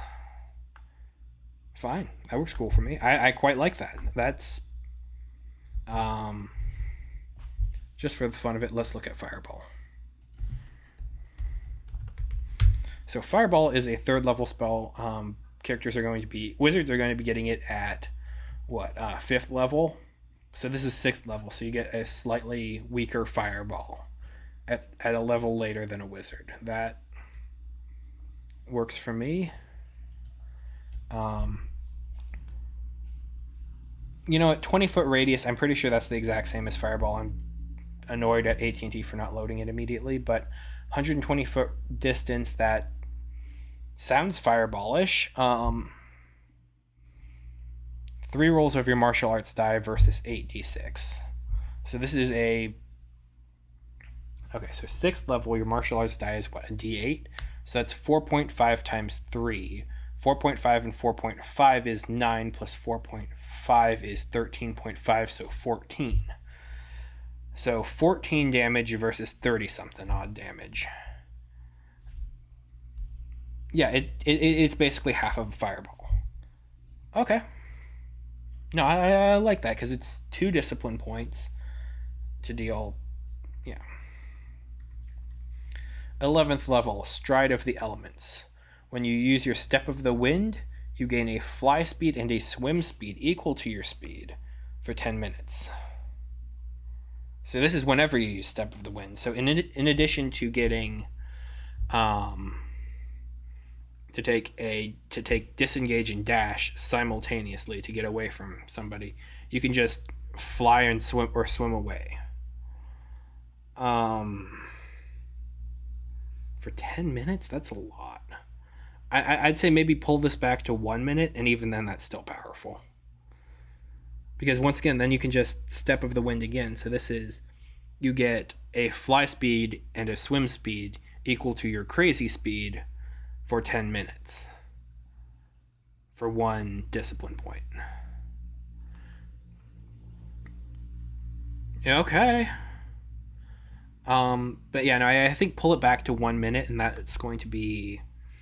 That is going to make a world of difference, and that works better in my mind for balance, because 10 minutes is you use Step of the Wind once at the start of the encounter, and then you just have a fly speed and a swim speed for the rest of the encounter. You know, I think that's probably what they're going for. They're going for an encounter power here, using 4th edition terms. You spend 1 discipline point, and you have... Thinking of it as an encounter power works really well in my mind. The thing that doesn't really hold up well in that regard is that it's just triggered off of spending 1 discipline point. Well, I mean, discipline points come back on a short rest, encounter powers come back on a short rest. So this is essentially giving you a 1 discipline point fly spell for 10 minutes. So for an hour, that's going to be 6 discipline points. You know, that makes sense in my mind. I'm fine with this. This is good. This works. 17th level, Elemental Epitome. When you use the Elemental Attunement feature, you gain these new benefits. Damage resistance. So you actually get, at 17th level, this should be immunity to one of the following types of damage: acid, cold, fire, or lightning. At the start or end of each of your turns, you can change this choice. See, that's the technology that should be as a part of the Elemental Attunement feature here. At the start or end of each of your turns, you can change the damage that you are resistant to, I think should be immune to, and the one that deals damage. So you can just kind of step in and out between these different elemental stances. When you use your Step of the Wind, your speed increases by 20 feet until the end of your turn. Whoa. Okay, so hang on. 17th level here. Let's go ahead and just take a peek at the monk table here. 17th level, so you have a base speed of, let's say, 30 feet. Basically everything has a 30 feet. Plus 25 feet, so that's a speed of 55 feet. Then, so this is going to be increasing that again to 75 feet per turn. Sorry, per movement action. So you take your Step of the Wind as the first thing that you do on your turn. That gets you a 75-foot movement. We haven't even talked about the bonus damage from Destructive Stride here. So 75 feet that you can now fly or swim through. So this is a fly speed of 75 as your bonus action. And then you can take your movement action and do another 75. So that's what? 75 and 75, 7 to 7 is 14, 15, 150 feet of movement that you can fly in one turn. That's a bit nuts. I mean, Step of the Wind is getting a huge boost in this Monk playtest document here. I mean, 150 feet. That's... So, 150 feet where you are immune to attacks of opportunity, essentially, from disengage. That you can fly through or swim through. I mean, half of that you wouldn't be immune to disengage. Sorry, you wouldn't be under the disengage effects, but still. And then actually you could take the action to dash. So that's going to be 75 more feet. What? That's 225 feet. In 6 seconds. That you can fly. So your fly speed that lasts for 10 minutes, if you'd have to do this each of your turns. Okay, so I like the fact that it is each of your turns, but we have to get rid, like, from a balance perspective, your speed increases by 20 feet until the end of your turn. No, it doesn't. Like, that's ridiculous. If you want to have the fly speed go for 10 minutes, get rid of that, increase your speed by 20 feet, or bring this down to 1 minute of fly, because that's crazy. Okay, so let's go into the damage part of this. For that duration, any creature of your choice takes damage equal to 1 roll of your martial arts die when you enter a space within 5 feet of it. The damage is the same type you chose for this feature's damage resistance. Can they only take it once per turn? You turn into the Flash. Seriously, you choose lightning as your damage resistance. You then get 225 feet of movement. You zip around the battlefield. So after the first 75 feet, they can start taking attacks of opportunity against you for doing this. But basically, any creature you put yourself adjacent to takes 1d12 lightning damage, for this analogy, for 220 feet. They can only take 1d12 once per turn. This is broken. Oh my gosh, this is broken.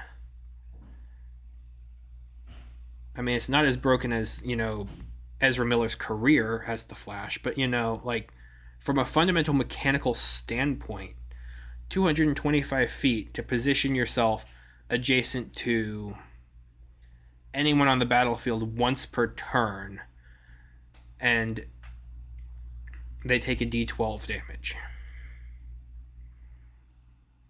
I think I like this as a mechanic, so long as you remove the 20 feet, 20-foot bonus. Because that's, once again, this is just crazy. But it's really cool. Wait, there's more? No. This is already huge. So I guess if there's more, I can see why they chose resistance instead of just flat out immunity. Once on each of your turns, you can deal extra damage to a target equal to 1 roll of your martial arts die when you hit them with an unarmed strike. The damage is the same type you chose for this feature's damage resistance. So once again, this is building into stance. Empowered strike deals... Wait. This is why it should be stances. The damage is the same type you chose for their damage resistance. So you choose lightning as your resistance at the start of your turn. And then you decide to punch someone with cold damage at a range of 15 feet. And then you can empower that, and so that deals an additional... So you can just do cold and lightning on the same punch. this so empowered strikes and damage resistance tells me that, and honestly, it tells me that this needs to be a stance based subclass where you have your acid stance, you have your cold stance, you have your fire stance, you have your lightning stance, and then everything triggers based on that. You have your elemental damage that you deal with your unarmed strike, you have your environmental burst that deals the exact same thing. Like, this is a really cool subclass. It's overpowered right now, which is a phrase I never thought would be associated with the Way of the Four Elements.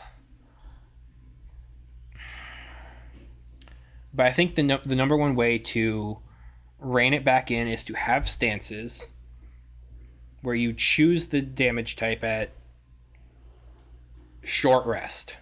I'll compromise here. Short rest, you choose acid, cold, fire, or lightning until you take your next short rest, especially because you have the ability earlier on where you can take a short rest in 1 minute. That's going to be your stance changer. So your environmental burst, your elemental, your elemental strike, your damage resistance, it's all going to be that one damage type. That makes sense. And also, just as far as balance, just kill when you use your Step of the Wind, your speed increases by 20 feet until the end of your turn. Just know on that.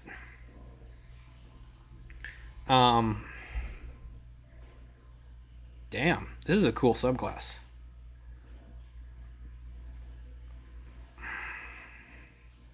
But yeah, no, stances. This has to work on stances.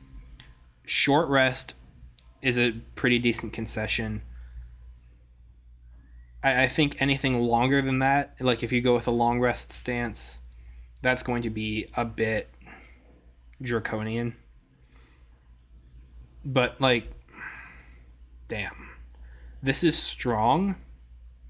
This is very strong. So let's look at the next subclass for the monk, the Warrior of the Hand. Warriors of the Hand are masters of unarmed combat. They learn techniques to push and trip their opponents and manipulate their own energy to protect themselves from harm. Warrior of the Hand updates. Here are the main updates in the subclass, formerly Way of the Open Hand since the 2014 Player's Handbook. Open Hand technique now requires a saving throw for all 3 effects, not just 2 of them. I don't even remember what those are. Fine. Wholeness of Body now requires a bonus action rather than an action. Awesome. I like to see things shifted to bonus actions. It can be used more than once per long rest, and its healing is tied to your martial arts die and wisdom. Tied to your martial arts die. That is good design. Thank you, Wizards of the Coast. Okay, Fleet Step is a new 11th level feature that replaces Tranquility, one of the lowest rated monk features. Just for safety, just for curiosity here, what is Tranquility? If it's one of the lowest rated monk features, I'm surprised it's not a part of 4 elements. Tranquility. Beginning at 11th level, you can enter a special meditation that surrounds you with an aura of peace. At the end of a long rest, you gain the effect of a sanctuary spell that lasts until the start of your next long rest. Spell can end early as normal. Saving throw DC is 8 plus wisdom plus proficiency. I'm not going to look up what Sanctuary is, just because I don't want to deal with AT&T, but I'll take their word for it that it's not a great ability. Quivering Palm is no longer able to deal an uncapped amount of damage, reducing a creature with any number of hit points to 0, which was way too powerful for the number of discipline points. Yeah, but that's cool. Okay, no, that tracks. That's fair. That's really fair. Okay, so 3rd level, Open Hand Technique. Requires a saving throw for all 3 effects, not just 2 of them. So let's find out what they are. Okay, whenever you hit a creature with one of the attacks granted by your Flurry of Blows, so this can only trigger twice per round, you can impose one of the following effects on the target. Addle. So it's one of the following. Wait, what? I know I'm confusing myself. Requires a saving throw for all 3 effects, not just 2 of them. Okay, so what they're saying is it used to only require a saving throw for 2 of them, so you'd always be kind of looking towards balancing for 1 of them. That makes sense. So your open hand technique, you can just flavor your flurry of blows with one of these. So when you spend the discipline point, you can attack twice with your bonus action, and each of these each of these can be your choice of addle. The target must succeed on a Constitution saving throw, or it can't take reactions until the end of your next turn. That's cool, unless you're doing a stunning strike on that once you're 5th level, but that's why you have 2 others, right? Push. The target must succeed on a strength saving throw, or you push it up to 15 feet away from yourself. Topple. The target must succeed on a dexterity saving throw, or it has the prone condition. Why did they say it has the prone condition? Or why not it is knocked prone? Okay, I actually... No comments. I quite like this. Open hand technique, I quite like just reflavoring Flurry of Blows, since you already have Flurry of Blows, and it also doesn't further count against the number of discipline points that you have. That works for me. Okay, 6th level, Wholeness of Body. You gain the ability to heal yourself. Cool. Oops, sorry. As a bonus action, you can spend 1 discipline point to roll your martial arts die.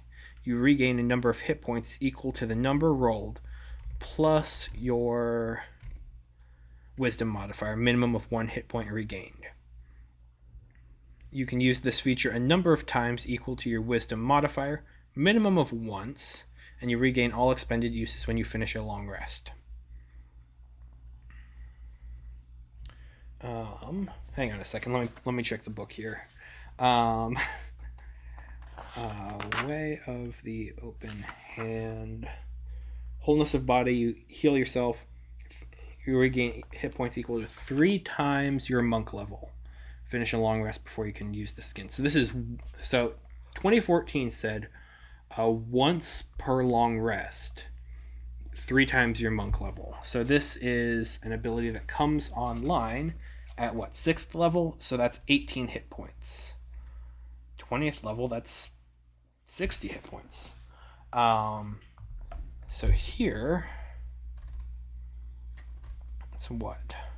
Hit points equal to the number rolled on a single martial arts die plus your wisdom modifier. So a martial arts die at 6th level is 1d8. So 4.5 plus a wisdom. Let's just be generous and say 5. 4.5 plus 5, so that's going to be 9.5, let's say 10. So 10 versus 18, so this is a nerf. D12 at 20th level, whereas we said we were at 60 hit points regained. D12 half is 6.5 plus 5, so that's 12 points of damage. Sorry, 12 points of healing. That's rough. But this feature can be used to your wisdom modifier number of times per long rest. So that 12 points of damage, if your wisdom modifier is a 5, that average 12 points of damage can be done 5 times. So 12 times 5, that's 60. So that literally brings it back to parity. So it becomes stronger if you roll above average. So would you rather have it guaranteed all at once 60 for the average? Or would you rather have it be indeterminate where you roll it multiple times per long rest?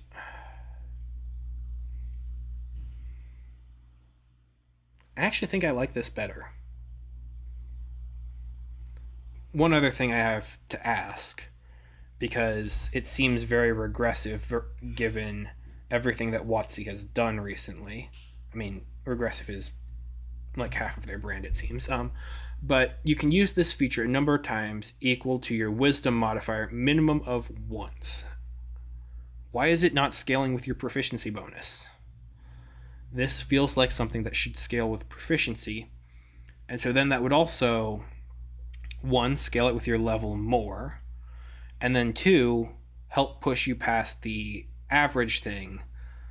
Because once again, at an average of D12 at level 20, that gets you 60 hit points over 5 turns. This would be an average of what? 72 over 6 turns. So, I mean, it stays linear, but it's still a bonus. You get one more use than you would have with a wisdom modifier of 5. I think this should be a proficiency bonus thing. You know what would be actually really cool? Instead of having this be a bonus action, maybe switch it to when you hit an attack that is with your flurry of blows, and then instead of gaining hit points, you get temporary hit points. So that way it's you spend an additional discipline point. So you flurry of blows, and you spend an additional discipline point. You pop, and then you wait. That wouldn't work because flurry of blows is 2. So I don't know. I feel like it would be. I feel like this ability would be better if it triggered off of something other than a bonus action, but I also understand the need to rein in a bonus action, especially when you can use it for essentially anything. Like, bonus actions are a highly valued commodity in this class. So the only thing I would really change here is you can use this feature a number of times equal to your proficiency modifier. So that way you can also get rid of that minimum of 1 stuff and regain all expended when you finish a long rest. It would also be cool to see the technology brought in where you regain a certain number of them at the start of, or like when you roll initiative, similar to the 15th level. The previous 20th level brought down to 15th level that gets you more key/martial discipline points, if you know what I mean. Okay, so 11th level, Fleet Step. You can easily stride out of harm's way. You can use the Step of the Wind option of your martial discipline features without expending any discipline points. You know, that's fine. Okay, that works because, once again, bonus actions are a highly prized commodity in this class from everything that I am reading.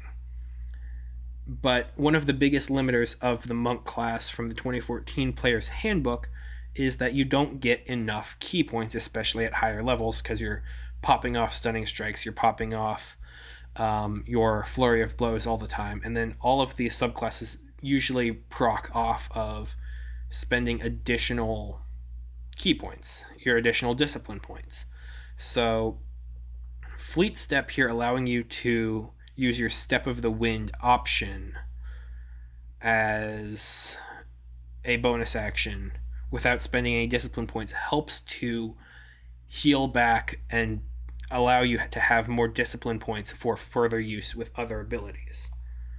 I also question the fantasy of this just because Fleet Step, that's your higher movement. This is Warrior of the Hand. Part of me is thinking the Hand Clan from Daredevil and such versus the Foot Clan from Teenage Mutant Ninja Turtles. So, like, Fleet Step seems like a Foot Clan thing, whereas this is the Warrior of the Hand. That nerdiness aside, I mean, as a mechanic and an ability, I do like it. I just question its place within this subclass.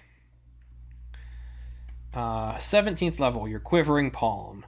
The ability that once dealt an uncapped amount of damage that just snapped someone to 0 hit points. That was a weak snap. That's a better one. Okay, so Quivering Palm.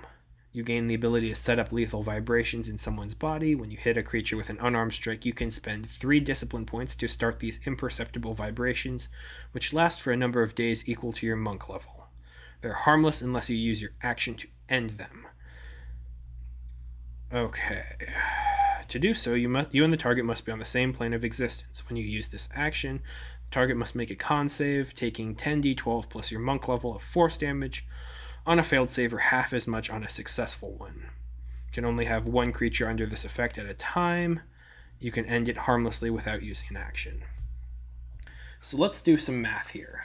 So this is a 17th level ability. You have 17 total discipline points. This costs 3 of them. So 17 divided by 3. 18 divided by 3 is 6. So you can use this ability 5 times per short rest. That's a lot. So this is 5 times per short rest. And so it's an action. So when you use the action you set up lethal vibrations in someone's body. So that is going to be just as an attack as you hit someone with an unarmed strike. So let's assume we're not going to be using Flurry of Blows for additional unarmed strikes. We're going to only be using our discipline points for Quivering Palm setups. So round 1 of combat, we land an unarmed strike. We hit. We're going to assume that we hit just because at this point you're going to have magic items, you're going to have all sorts of things that are going to be boosting your attack rating crazily. So we're going to just assume that you hit. So round 1, you deal an unarmed strike. So unarmed strikes are going to deal probably about 15 points of damage. I just go with me. For the sake of this argument, though, we're going to just say that they deal 1 point. Actually, no, we're going to say that they deal 0 points of damage. So your active damage is going to be higher than this, but we're going to say you deal 0 damage just from your unarmed strikes. That's not true. But so round 2, you can then use your action. So instead of taking your unarmed strikes, to detonate this and deal 10d12. So that's effectively 6d12 each round without counting your unarmed strikes. 10d12. So that's 5d12 per attack. Per round. So 5 times d12 is 6.5. So that's an average roll of 32.5 per round. And a total average on round 2 of 65 damage. 65 damage every other round for 3 discipline points. You can do this 5 times. So that's a total of 50d12.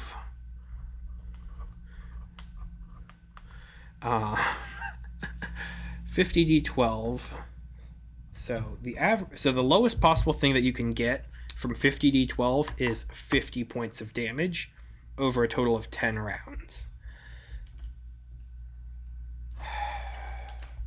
So that's minimum of 50 damage. 50 times 6.5, that's an average of 325 damage. And 50 times 12, that's a maximum of 600 damage. And you get this on a short rest that you can take in 1 minute.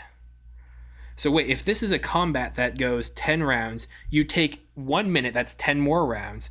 So you go 1 minute, pause for 1 minute, another minute. Over the course of 3 rounds, you can deal 1,200 points of damage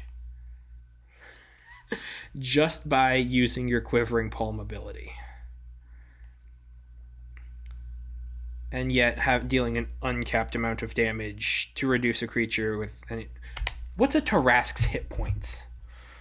No, seriously, 3 minutes, what's a Tarask's hit points? I'm pretty sure it's like 800.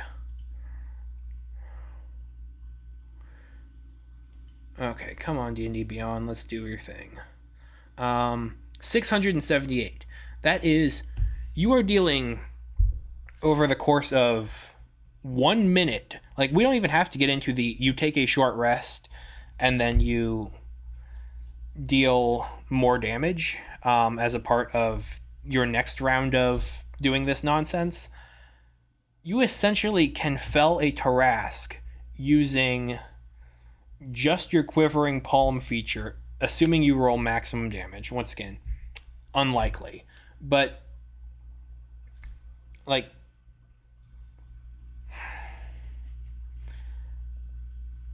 you know what? Let's take a look at what the... That's just a dead tab there from the Fireball thing. Thank you, AT&T. Let's go ahead and just take a look at what Quivering Palm does. From the 2014 book. At 17th level, you gain the ability to set up lethal vibrations in someone's body. When you hit a creature with an unarmed strike, you can spend 3 key points to start these vibrations, which last for a number of days equal to your monk level. Vibrations are harmless unless you use your action to end them. 10d10. So that's less damage. So this is just a straight... Hang on. If it fails, it is reduced to 0 hit points. If it succeeds, it takes 10d10. Plus your monk level. We didn't even calculate the monk level into this. That's 17. I'm sorry, so 17 times 5, 600... So 17 times 5, that's an additional 85 points for your 50d12. From a mechanical standpoint, rolling a d12 is fun versus rolling a d10. So I'm fine with that being a d12. It's also a 17th level ability. It's just really funny to me to think if you roll max... Hang on.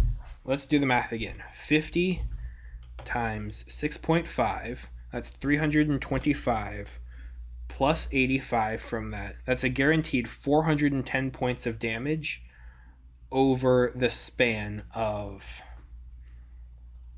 10 rounds. Now, assuming, let's look at the Tarask here. Once again, armor class of 25. Okay, that's actually kind of ridiculous. Same with their con save, they're probably going to save. We're just assuming failure here. We're assuming best possible case for the monk. Must make a con save, taking that on a failed save or half as much on a success. Okay, so I suppose thinking of this with the Tarask in mind is a bit ridiculous, because we're also giving that you're going to guaranteed hit an armor class of 25 with your unarmed strikes on the off rounds. So on round 1, 3, 5, 7, and 9, you're going to guaranteed hit with one of your 2 unarmed strikes. That's unlikely against a 25, but it is, you're a monk, so it's not impossible. And then con save of plus 10 plus... There's a chance that it will fail. Wait, target must make a constitution saving throw against what DC? Because there is no difficulty class set up by your martial discipline feature here. Oh, saving throw DC. Okay, so they actually did put it in here. 8 plus proficiency plus wisdom. So then why didn't they put it... Why didn't they put it in for your spells when they did the whole Shadow Arts thing? I don't like that. I don't like that. That's inconsistent. Okay, so I guess Quivering Palm does make sense because you can succeed on the saving throw and take half of that damage. It's still a lot of damage. I was just... Under best case scenario, that's insane. 685 points of damage. Best case scenario, you felled the Tarask on your own. Solo combat. That's nuts. I like it. I mean, it's... As far as an ability goes for an adaptation, it is fundamentally the same, with the exception that 10d10 turned to 10d12. So 10d10 is 10 times 5.5. that's going to get you 55 points of damage, versus 10 times 6.5, that's 10 points of extra damage. So 55 versus 65, 10 points of damage when you're talking about what Quivering Palm can do in a crazy loop like this. 10 points of damage is small potatoes. So no, as far as an adaptation of the 2014 player handbooks into the 2024 players handbooks, adding 10 points of damage on average, cool. No big deal. It's about fine. It's just a fun, it's just a really funny ability. Because, yeah, now if it fails, that's not what they did here. Okay, 10d10 on a successful save. On a failure, it is reduced to 0 hit points. So they actually halved this, is what we're saying for the 10-point damage boost. So this is 10d12 plus your monk level force damage on a failed save, whereas otherwise it would reduce you to 0. So this is on average 325 we said points of damage on a failure, or half as much on a success, versus 10d10 points of damage, so average 55. Okay, so the whole adding in of your monk level actually basically counts as a full roll of a d12 and a half. So this is,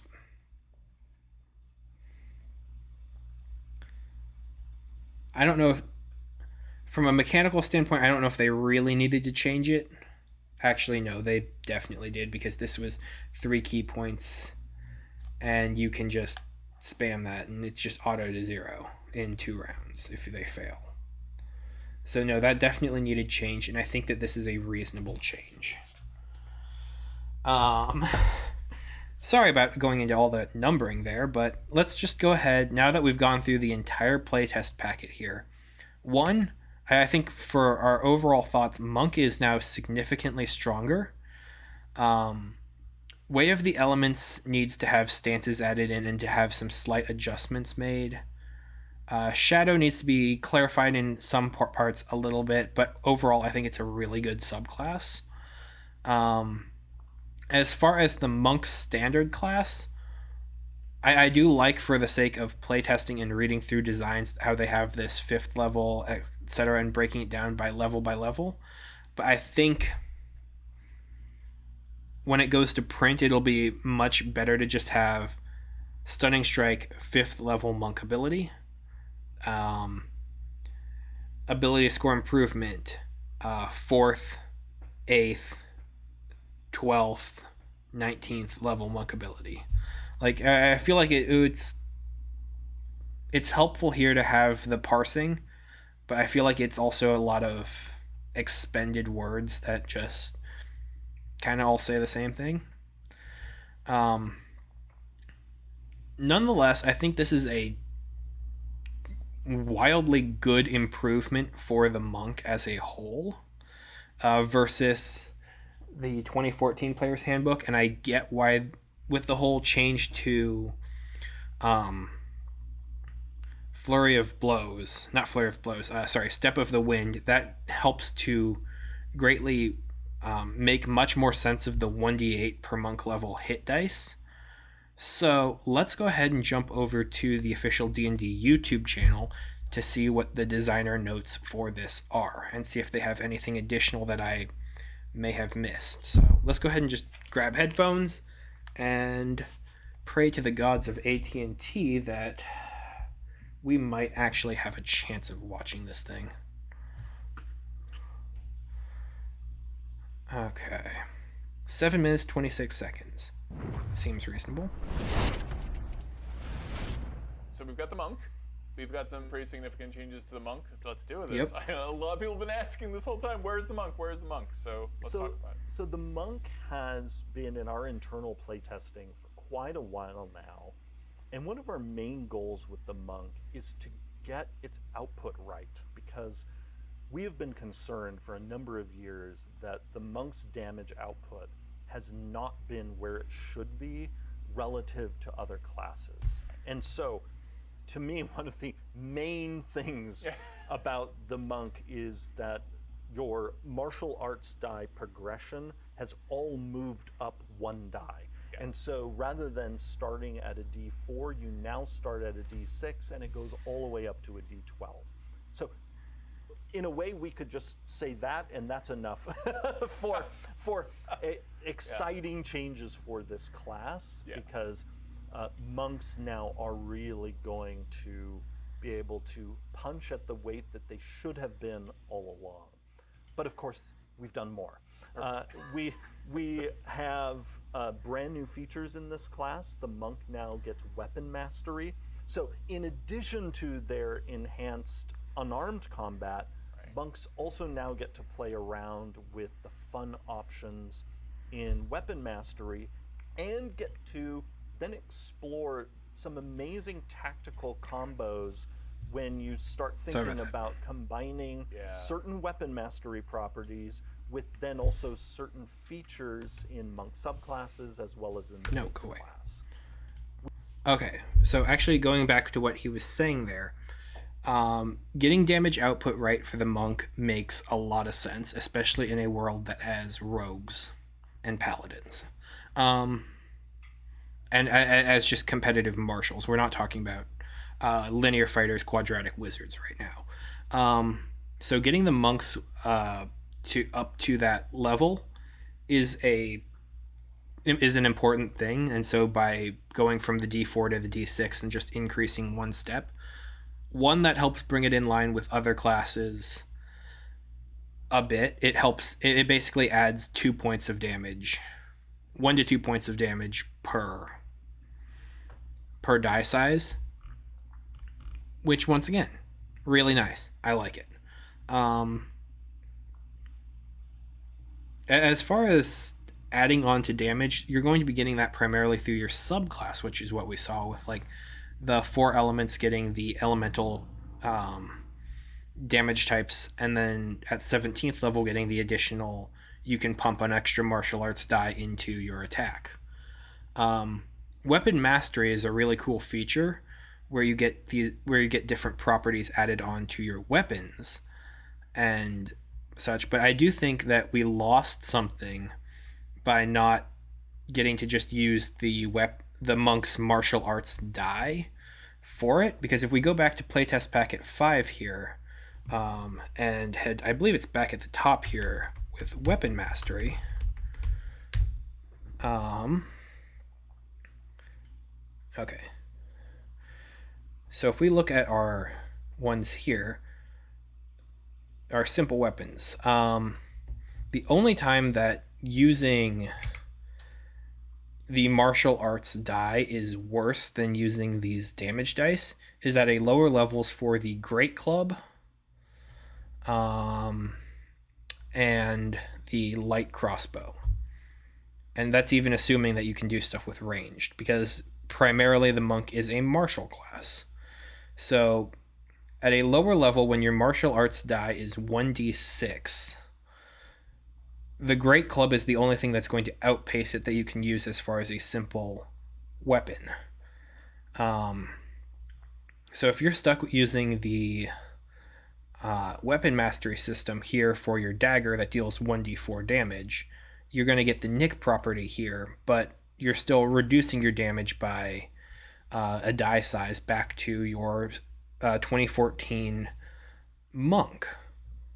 So I think it just makes sense to say, instead of using the damage die, we can just go ahead and use the 2014 thing, where you can just use you just use your martial arts die instead of whatever the simple weapon deals. It does the same thing, like clubs do bludgeoning, daggers do piercing, hand axes do slashing, but it makes more sense and it scales better with the class if you have a signature weapon that just works.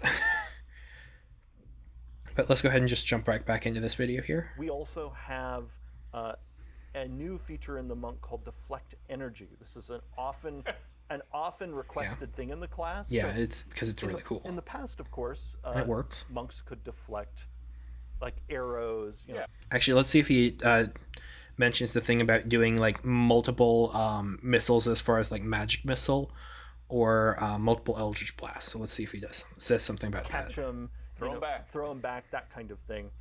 Well, at high level now, the monk can go even further. I'm so excited. And like that firebolt that comes in, that monk can bat that firebolt away, and super fun, super cinematic. Okay, so Firebolt's only one target though. Yeah. And really leans into the monk having this sort of fine control, not only of themselves, but of the battlefield around them. Right. And Okay, so I think then, as far as just wording and such, just for clarifications, they need to clarify that it is a single attack instead of like multiple, that it can be read as multiple attacks, because the way it reads now says attacks plural, which means if you are the target of several eldritch blasts that are manifested by one casting of the spell, you can redirect one of them instead of two of them. Actually, wait, because once again, if we go to the playtest packet here, because it's going to use our it just fundamentally turns it into a dexterity saving throw equal to 2 martial arts dice. So if we can deflect 2 eldritch blasts, we whomp it into ourselves, and then we just throw it back out. It's only going to target one creature with a dexterity saving throw, and it's still going to be the same damage whether we can do 1 or 2. So if we're targeted with 4 magic missiles, we can bring them all in as kind of a deflection, and then just still throw that back out as 2 martial arts dice of damage under a saving throw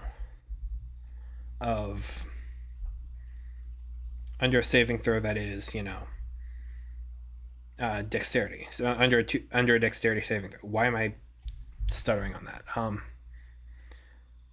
So I think from a balance standpoint, if a spell creates multiple beams that all go to you, you can take your choice of either guaranteed deflecting one of them, or attempting to deflect all of them. So that would be an interesting change, just because if you only do one of them, it's a guarantee that you're going to be throwing out a dexterity save with dealing 2 martial arts dice of damage. But if you do all of them, so like if it's a scorching ray, if it's an eldritch blast, if it's a magic missile, the chance of you having an uncertain throwback of the dexterity saving throw for 2 martial arts dice, the uncertainty goes up, but the damage reduction also goes up. And so I think that those two things provide a really nice risk-reward sort of like symbiotic relationship. So once again, I would like clarification on that. But if the monk can absorb multiple hits from one spell attack and then just throw that back out there as a single dex save, I think that's a really cool use. And that's just a really cool redirection kind of thing. It also helps kind of build into the fantasy of the class, where multiple attacks become harmonized into one damage source based on your understanding and control of yourself, and sort of however they want to wishy-washy kind of flavor that into it. So yeah, clarification still needed, but interesting ideas. And that fine control is a theme here. It's why we now call their main resource discipline points, because monks are all about this self-discipline. And probably because you wanted to avoid getting called out for something for sensitivity readers and such, but they're in a state where they're just doing, no, discipline points. It makes sense. It works well. It helps make the monk much more of a pugilist than a 80s kung fu movie. That allows them to pull off these sometimes supernatural effects. And the first time I get to grab a magic missile out of the air or Eldritch Blast, and I'm not just going to deflect it. I'm going to like theme it that I just like throw it back. Like I hold on to it Actually, for a second, look at it, and then toss it back at someone. I'm going to laugh. So it is multiple. So if you have a magic missile, he specifically called out the ones that I was talking about too, which is really cool. So if you have a magic missile or an Eldritch Blast, you can take... He didn't specifically say that you can take all of this spell and throw it back. But once again, it still needs clarification, but this seems to fall into the idea that you can take the entirety of the spell and throw the entirety of the spell back, which I think is cool. So I hate to break it to you. No, I was wondering about Magic Missile. It's not going to work with Magic Missile. Oh, come on. Like one of them. No. Disappointment. Because there are multiple are hitting you at once. No, it's because Magic Missile is that special thing in the game. Well, it always hits. For the monk to deflect something, it has to be an attack roll that hits you. Okay, so yeah, Magic Missile won't work then because okay. Clarification, have some have some for example notes with these, please, when you go to actually print the 2024 Player's Handbook. So Magic Missile won't work because it has to be an attack roll. So Eldritch Blast will work then because it is an attack. It is 2 attack rolls. And Magic Missile, part of its core identity is that it bypasses such things. I mean, that's why Magic Missile is so iconic. But I like the idea of grabbing Eldritch Blast and throwing it back at a Warlock. That's hilarious to me. There's other stuff for the monk. Yes. In addition... They still didn't clarify if it's you grab one Eldritch Blast burst or multiple. So that's another important thing. But so Magic Missile it won't work on, but Eldritch Blast, Scorching Ray, please clarify. A lot of fine-tuning in the core class. We have completely redesigned the subclass that was formerly known as the Way of the Four Elements. Hooray. So that subclass was the lowest rated subclass in the 2014 Player's Handbook. Yeah, and as it should be. Looking at the feedback that we've received over the years on it and sort of faced with, do we simply refine it or completely go back to the drawing board? We completely went back to the drawing board. Yeah, good. And so what you see here is a subclass that is able to use their discipline points in a way that I think is going to be super satisfying as they create explosions of elemental power on the battlefield, are able to power up their unarmed strikes with elemental energy. Basically a mini smite. Yeah, they're able to extend their reach. Many of the capabilities that in 2014 were embedded in some of the spell options, what we've done instead is taken those, moved them into the subclass itself, and allowed you to get a lot of the same feel, but without looping through spells, and also without spending such a punishing number of points. Actually, that just reminded me of something. When we were doing the Way of the Elements here, we actually missed a part. I remember reading it out and then like just not covering it, because it would, so let's go ahead and pull over there and then let's go ahead and take a stab at that. So Way of the Elements, down here at the bottom here, it says you have attuned yourself with the elemental forces of the multiverse. You know the elementalism cantrip. And then so we focused on the whole benefits and such. But what is the elementalism cantrip? So let's just go ahead and do a quick search. Obviously, this is the first one. There are 7 points after it. Update to the arcane list. Elementalism is now part of the arcane spell list. It's there on the arcane list. It's also added to the primal list. That makes good sense. There it is on that list. Design notes, spell updates. Elementalism is a new cantrip on arcane and primal. Elementalism, transmutation cantrip, arcane primal. Casting time 1 action. Range 30 feet. Components verbal and somatic. Duration instantaneous. You exert control over the elements, creating one of the following effects within range. Beckon air. You create a breeze strong enough to ripple cloth, stir dust, rustle leaves, and close open doors and shutters, all in a 5-foot cube. Doors and shutters being held open by someone or something aren't affected. Beckon earth. You create a thin shroud of dust or sand that covers surfaces in a 5-foot square area, or you cause a single word to appear in your handwriting in a patch of dirt or sand. Beckon fire. You create a thin cloud of harmless embers and colored scented smoke in a 5-foot cube. You choose the color and scent, and the embers can light candles, torches, or lamps within that area. The smoke's scent lingers for 1 minute. Beckon water. You create a spray of cool mist that lightly dampens creatures and objects within a 5-foot cube. Alternatively, you create 1 cup of clean water either in an open container or on a surface, and the water evaporates in 1 minute. Sculpt element. You cause dirt, sand, fire, smoke, mist, or water that can fit in a 1-foot cube to assume a crude shape such as that of a creature or object for 1 hour. So, I suppose it's not that bad that we skipped over it, because this seems primarily like versions of prestidigitation. Like, you can do a lot of this stuff with prestidigitation and minor illusion such. So it's a nice cantrip that covers a lot of those grounds and does it with an elemental flair to it.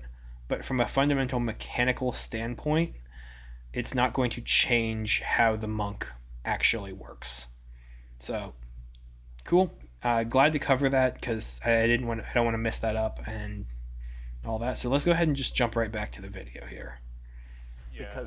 Because the 2014, that spell casting, one of the reasons why it was unpopular is the options were simply too expensive, and so the monk was often. But now you have the issue where they're a little bit too cheap and or too powerful. So there has to be some sort of balance, and I think it's easier to tone something down than to tone something up, especially since what they would be toning up in the 2014 Player's Handbook was fundamentally designed on the back of spells.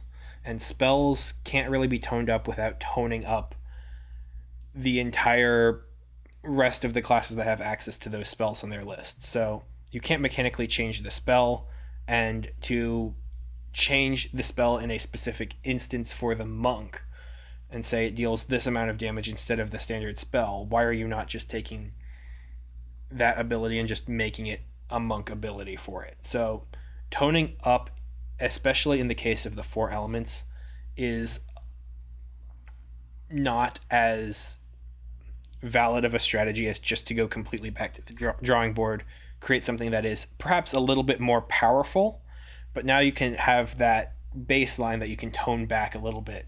Maybe this doesn't deal a martial arts die of damage. Maybe you don't get the extra 20 feet to your step of the wind. You like it's able to be controlled more, and you can still keep the fundamental groundwork and basics of the new abilities. So once again, I firmly agree with the idea of completely going back to the drawing board, reworking the subclass, and I think that they have a good foundation to do balancing with now. Running out of their points super fast, and then felt like they were then reduced to just punching or hitting somebody with a weapon, while other monks were able to keep going longer with some of their subclass distinctive capabilities. So now the Way of the Four Elements, now called Warrior of the Elements, is now able to essentially stand side by side with other monk classes, subclasses rather, and be just as potent as they are. We also have we have a variety of subclasses in here. We've got Warrior of the Shadow. Yes, we have Warrior of Shadow and also Warrior of the Hand. And then the fourth subclass is Warrior of Mercy, and for that you just go to Tasha's and use the Way of Mercy. Okay, so that actually clarifies the point that we were wondering about earlier. Way of Mercy is unchanged as far as this playtest goes from its existence in Tasha's. That is there. Now, of course, in the 2024 book, any subclass that we're currently just pointing you to a book for will appear in the player's handbook. So Warrior of Shadow has been... Wait, hang on. Let's hear that one more time. For will appear in the player's. Any subclass that we're currently just pointing you to a book for will appear in the player's handbook. Okay, so the Way of Mercy will just be in the player's handbook. It's not going to be... I wanted to make sure I heard him right, and so that any subclass that they're pointing to, so that could be any monk subclass.